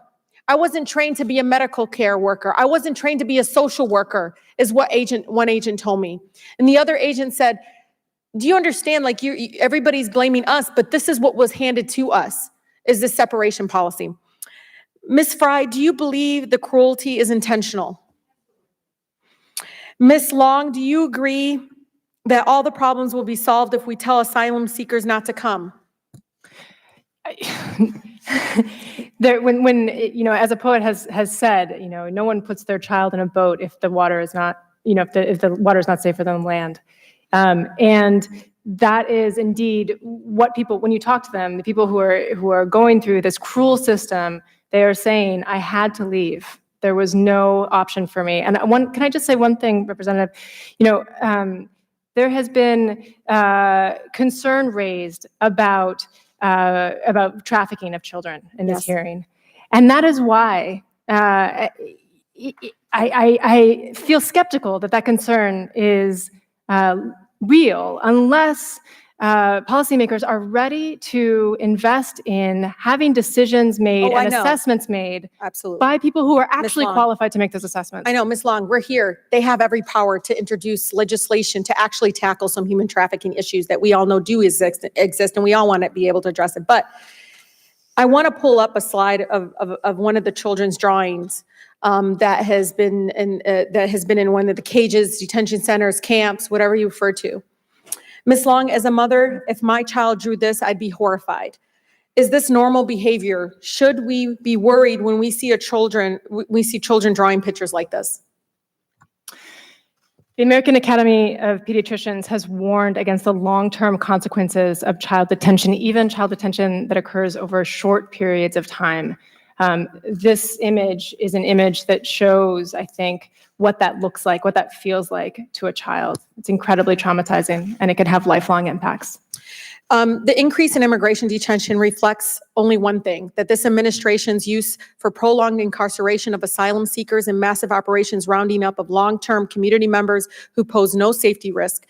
Relying on incarceration is the primary focus of immigration law currently, and it's a policy choice by this administration. I want you to know it has always been this way. In the 80s, I want to tell you, in the 80s, when numbers on the border were even higher than they are today, the use of detention for immigration purposes was very unusual. In the 1990s, detention averages hovered like around 5,000, less than 1/10 of where we are today. There is a better way, and some of my colleagues talked about this. Instead, we could look at guidance on international agencies, evidence-based approaches showing that community-supported programs that allow asylum seekers to live in the community while their cases are processed is actually cheaper and more effective. And more importantly, it will put an end to the suffering of children. Thank you, Madam Speaker. I yield the rest of my time. Thank you so much. The gentlelady yields. The chair now recognizes the gentleman from Ohio, Mr. Jordan. I thank the chair. Mr. Breen, I'm not that familiar with the pilot program you talked about. In that program, does the asylum seeker make the determination if they want to be in the program and get access to counsel? No, my understanding is that the way it works is that the program, and we have a study on this that I'm happy to provide you, but the program essentially used professional social workers to provide education, individualized family service plans, and other case management support. So this was a pilot to see that ICE performed, is my understanding, to see whether providing that, which is much less expensive, was also done through private contractors, by the way, providing that was more effective at getting people to show up for court than detaining them until they showed up. And again, to detain a family, it's about $300 a day in taxpayer money. This program was about $12 a day per individual in taxpayer dollars. If we would recommend repeating this program at scale with non-governmental organizations. You used a 99% figure. What was that in relation to? That is attendance for ICE check-ins and appointments. For those who have counsel, I thought you said. No, those are the participants in this program. In this program, but when they come to their court date, their court appearance, do they have counsel with them? Most do, some don't, but that's 100% attendance at court hearings again. And this is again professional social workers providing an individualized case management approach. Does the asylum seeker make the choice on the front end to be in the program? I actually don't know the answer to that question. Well, you'd think they would. That you're not forcing people to be in the program, right? ICE decides. In the case of the pilot, ICE decided who went into the program. My point is, you had one stat that said 99% show up. Mr. Vitello said hardly any of them show up. And I guess the point would be that there's probably a little self-selection going on there. If you made a decision. No, Congressman. ICE made the determination about who was in that program and who wasn't, not the asylum seekers. They just picked them and they had to be in the program. That's correct. They're forced to be in the program. That's correct. Okay. All right. Well, that's interesting. But my guess is if you. My point, Congressman, if you make a decision you're going to show up, you're probably going to want a lawyer if you show up. If you make a decision you're not going to show up, you probably don't want a lawyer because you're not going to show up. But that's not how it works. Again, this was a program to determine which was the most cost-effective taxpayer expense and the most effective way to get people to show up for court. And it turns out this is a hell of a lot more effective than detention. All right. And cheaper. I'm more than willing to look at it. Mr. Vitello, can you comment on that? I would just say that in the 19 funding bill, after the one that was signed after the shutdown, has resources for ICE to restart this program in some form or fashion. The sample that we're talking about is a very small sample. It's less than 2,000 people. Lots of incentive to be in the program, lots of social services around the individual as they're in the United States waiting for their hearing. So it doesn't surprise me that the compliance rate was high, but very few people that were in that program, less than 2,000, I think a handful of them got removed. The rest are still here. Okay. And how many of those 2,000 were legitimate asylum seekers, do we know? That's a matter of the court. My guess is the percentage would be about the same. But what I've been told is like 85–90% of people seeking asylum are not legitimate asylum seekers under our law. Is that accurate? Well, there is a wide disparity between the number of people who are authorized for credible fear screening and then going through the process, then eventually gain asylum. There's a big difference. Almost everybody gets a credible fear screen that asks for it. I understand that. But Congressman, if I may, There's also excuse me. And the number of asylees are very small by the time they make it all the way through. The process we're describing, these court appearances, are specifically to adjudicate who has a legitimate asylum claim. No, I get that. I understand that. So it's impossible to say outside that process. I asked you questions earlier. I'm actually talking to Mr. Vitello now. Mr. Vitello, I'm just curious about another unrelated or different subject, different area. The folks who present themselves at the border and are actually, the 144,000 that happened in the month of May alone. Do we know how many of them what percentage of them have family here, or what percentage are just first time? Do we know how do most of them have family? Which that'd be my assumption, but I just don't know. Yeah, I think typically they do. I mean, they're coming for a reason. If they don't have family, they soon will have people following them behind. That's typically the way immigration takes place, right? There's a diaspora in the United States that people are connecting to. Okay, okay. I'm sorry, I expected to give more time to the ranking member, but you got 30 seconds and then your 5 minutes. That's the chairman. Is it just me at this point? Okay. All right. Well, I'll take the 30 seconds and then my time and go. First of all, thank you all for being around here so late. The day obviously went long. We've been in this room all day. But thank you all for doing that. Just following up real quick on what Ranking Member Jordan just talked about. I guess my question is, I don't know all the data here on terms of who's in the pilot and who's not. My concern has been in all of this is that, and I think, Mr. Vitiello, you kind of referenced this before, is that the magnet, right? The pressure, right? We've got Northern Triangle problems, right? Desire to come to America. Great. No disagreement on having an ability for that to occur, and no disagreement on figuring out how to have an asylum process where people seeking asylum can seek asylum in the safest way possible, right? The question comes is, when we're allowing that to be an enormous magnet based on cartel profiting, which I think there's generally no disagreement that cartels are profiting on the back of moving people from the Northern Triangle to the United States. Might be some disagreements on the amount, and it's hard to know for sure, but a significant amount of profit. My concern gets to the point of that what Mr. Vitiello, you were saying before, and Mr. Jordan referenced, when they get through to immigration judges, okay, so you get past the credible fear screening, you get through the process, you get to the immigration judge, roughly right now, 12% are being found to have a legitimate asylum claim. Now, that is the data that I am aware of. Mr. Vitiello, does that marry up with your understanding? I know the percentage is much lower than the actual flow of people are coming to the border, right? Lots of people get a credible fear screening because they ask for it. And that's the way the law works. That threshold is very low, but many of them then do not go on to get asylum. And the reason I ask that is like, what I'd like to know is I'd like to know the answer to that, right? We're asking DHS that question. That's something from an oversight perspective I'd like to know the answer to, because if that number is like 90%, then that's a very different reality than if it's 10 or 12%, right? I'm being told it's 10 or 12%. So if I go with that as my logic, then I'm going, holy cow, we've got this massive attraction, understandably, and we're allowing cartels to profit and drive people across our border. Then we're going through a whole process, then getting to the end and saying 12% are qualifying for asylum under the traditional understanding of what our asylum laws represent. Now, that's for persecuted individuals and so forth, as opposed to, hey, your economy's bad or it's dangerous and so forth. This is what I'm trying to get at. Mr. Vitiello, can you put a little bit more of understanding as we close out here on the extent to which the Reynoso faction of the Gulf Cartel, the Cartel de Noreste de los Zetas, are profiting and moving people across the border for profit people? So there's a couple of things there. That it's my experience on the south side of the border, the cartels control territory. Just like a street corner in a big city, you know, a drug cartel will control the retail sales.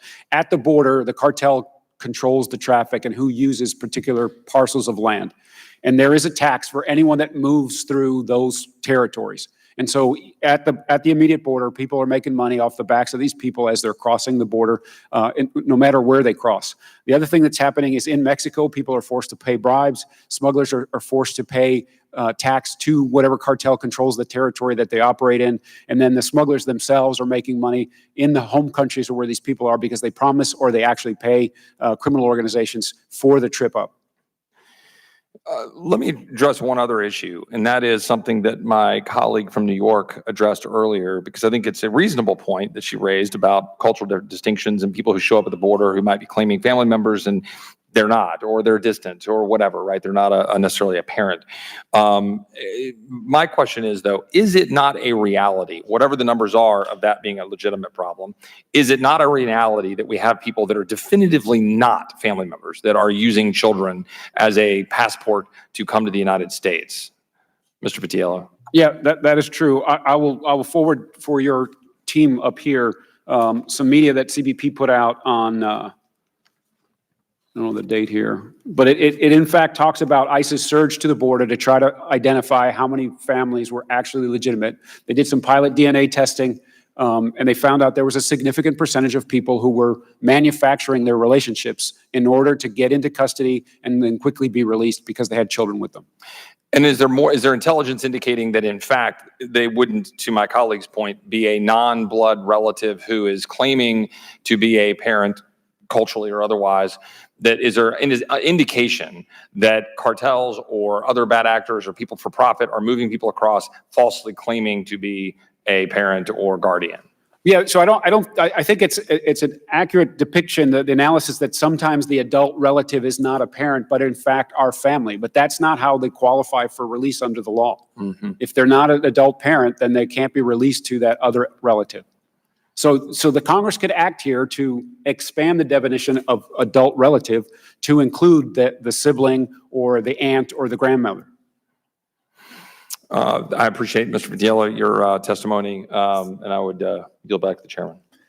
Thank you very much, Mr. Roy. And we thought it was almost over, but we have a late entry from Mr. Gomez, who's a member of the committee. And saving us from the clutches of going to dinner. There we go. So you are recognized for 5 minutes, Mr. Gomez. Thank you, Mr. Chairman. Before I go on to my remarks, Ms. Long, you were shaking your head. I wanted to see if you wanted to address that. Thank you so much. I just want to take issue with how Mr. Vitiello has characterized U.S. law. There is no law that requires the United States to separate non-parent families at the border. In fact, this is part of the administration's policy to punish both children and families. There are a variety of policy options that could be employed here, even maintaining the designation as unaccompanied child under the TVPRA, but then providing a screening by a qualified child welfare professional who could determine what the best interest of the child was in that context and release them under that, after that screening to proceed with their immigration cases in the United States. Thank you for clarifying that. And one of the things that I want to kind of talk about, I'm just going to free flow a little bit, is that I would like to remind people that how this zero tolerance policy started, right? Remember that I believe it was Jeff Sessions that said that it was to be a deterrent to for families to come up here. If you come up here, your kids are going to be taken from you, and thereby don't come.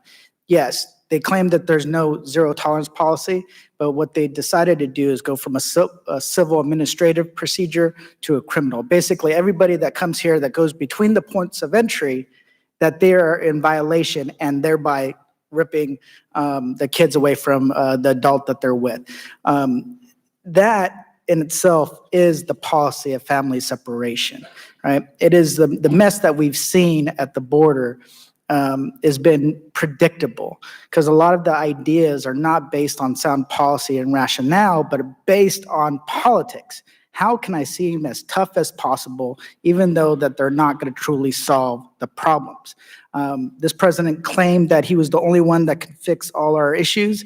Well, he's proven that he's the only one that can make them even worse than they were before he started. So I want to make sure that people remember that this is something that we've seen. I want to get to some questions regarding the border station in Clint, Texas. People have seen it. It's become infamous about the chaotic scene. Ms. Long, you visited and interviewed children at the Clint facility, correct? Correct. How long were you there and how many children did you talk to? I was there from June 17th to June 19th, and I personally spoke with about 16 children in the El Paso sector as a whole. I spent the day of June 18th in the El Paso Station 1 and the Santa Teresa Border Patrol Station, and the 17th and 19th in Clint. Thank you. The New York Times recently reported that the, quote, stench of the children's dirty clothing was so strong it spread to the agent's own clothing, end quote. Ms. Long, is that the description consistent with your experience? That is. Can you describe what else struck you the most about the conditions of Clint or other border stations you visited? The children were scared. They were hungry. They told us that they had no one to take care of them in their cells. They were being held incommunicado from family members who we began to contact. When we contacted their, in some cases their parents, the parents were desperate, had no idea where their children were. Under the Flores Agreement, we do not have the right to inspect the facilities, but what we heard again and again from over 50 interviews with children detained at the facility was consistent. children were denied access to showers, access to toothbrushes, sleeping on the floor. No, did you, on Sunday, Acting DH Secretary McLean was asked about allegations of inadequate food, water, and sanitation at Clint. He responded by saying, quote, unsubstantiated allegations last week regarding a single Border Patrol facility in Clint Station in Texas created a sensation. That's balanced somewhat since several media outlets toured the Clint Station and saw the actual conditions there, a clean and well-managed facility and well-equipped process, end quote. Ms. Long, do you agree with the Secretary that the allegations at Clint were unsubstantiated? I would ask the Secretary whether he is, whether he believes his own department's Office of Inspector General in its inspections of other facilities in the area, whether why after we raised the alarm at conditions at Clint, the agency was able to immediately transfer the majority of the children into the Office of Refugee Resettlement custody, even before a supplemental funding bill was approved. Ms. Long, and my interpretation is this, that they don't do the right thing unless a light is shown onto these facilities. And once it is, then all of a sudden they start abiding by the laws, doing the right thing. I spent the night at the border in California with refugees that were seeking asylum. I know what some of their conditions and some of what they're dealing with. So unless we find a way to really focus on that, to bring more attention, it's going to continue. Mr. Chairman, I know I'm out of time, but there has been a lot of discussions about some of the culture within Custom and Border Patrol, and I wanted to submit for the record ProPublica piece inside the secret Border Patrol Facebook group where agents joke about migrant deaths and post. Without objection. Thank you very much, Mr. Gomez. Thank you, Mr. Chairman. Gentleman's time has expired, and we recognize finally Ms. Maloney for 5 minutes. First of all, I want to thank you, Mr. Chairman, really for your attention to this and to all of the panelists. And I want to ask some questions about the treatment of pregnant women at the border. But really, I'd like to ask each of you to comment on where we stand. As you know, we just voted $4.7 billion to go to the border. Many of us had humanitarian concerns and humanitarian requirements and oversight and accountability requirements. This was refused to be part of the bill by Leader McConnell. So it came back to the House, and we knew that was going to the border, but many of us voted against it because these conditions were not added to it. And I'd like to just go down the line, starting with you, Mr. Breen, on what you think we can concretely do through laws to clean this mess up. This is not America. It's a horror show. I can't believe the stories that we're reading. So what do you think? We're now legislating the amendments that we tried to put in that were stripped out. And but I'd like to hear from you because you're on the front lines every day addressing this problem. I want to thank you for your work. And I want to hear, if you were a legislator, what would you be working on to make this better for America, for migrants, for everyone? Thank you, Congressman. I have to say I agree that money alone will certainly not solve this problem. There are a number of policy choices that have been made here that are making things considerably worse, not better. There are a number of very specific recommendations in my submitted written testimony and in the report. In the interest of time, I'll just kind of quickly summarize. There's a lot that Congress can do. One is to end the unnecessary and unjust detention of asylum seekers for the duration of their proceedings. We are detaining all kinds of people who have been accused of no crime and who are overwhelmingly likely to show up in court if given the opportunity and access to counsel. I think we should be legislating access to custody and bond hearings for all asylum seekers. There's, again, no reason to be detaining a lot of these people at taxpayers' expense. Conduct intensive oversight of Trump administration violations of U.S. asylum laws at the border. That includes detention. It also includes the perversely named migrant protection protocols that deliver people back into horrific conditions along the border. where they are preyed on by cartels, as Mr. Roy said. We should be providing oversight and legislative compliance with the Flores Settlement Agreement and with other policies and legal obligations that limit the number of days children and adult migrants are to be held in CBP facilities. Upgrade the immigration adjudication system. Continue to fund humanitarian needs of arriving refugees. And we should be supporting regional solutions through legislation and oversight. Cutting aid to the Central Triangle at the moment that this crisis is occurring is the exact opposite of wise policy. I could go on, but I'll let others. Ms. Long? Thank you very much. In the interest of time, I'll try to focus on recommendations that differ from the good ones that Mr. Breen has put on the table. First, I want to emphasize the closed nature of CBP facilities, like the one at Clint that I visited several weeks ago, and like the ones in the Rio Grande Valley that Hope has visited previously. Congress should urgently push CBP to develop an access policy, allow independent monitors in those facilities, allow independent doctors in those facilities, ensure that they do not remain black sites where children should not be able to rewrite history. While Acosta was critical of the lenient jail term, I mean, because you have Border Patrol who are working hard every day to do the right thing. And I think the witnesses would agree with that. Some may not. That's fine. We can have that debate, and that's what oversight's for. But it is important to recognize the hard work, the lives being saved by Border Patrol and law enforcement every day. So thank you. Great. And I want to thank the ranking member. I want to thank the vice chair, Ms. Ocasio-Cortez, Ms. Maloney. I want to thank Ms. Jordan. And you're on for 5 minutes. No. I just want to sneak in. I've already done my 4 minutes and 30 seconds. Okay. But if I could get an extra 30. And I just have a quick question for Mr. Breen. This is, I'm just curious. What Mr. Breen, what do you think the number is of folks who are in the country in some illegal capacity? Whether they're overstays, visa overstays, or they're asylum seekers who didn't show up for their court date, or they, got across the border.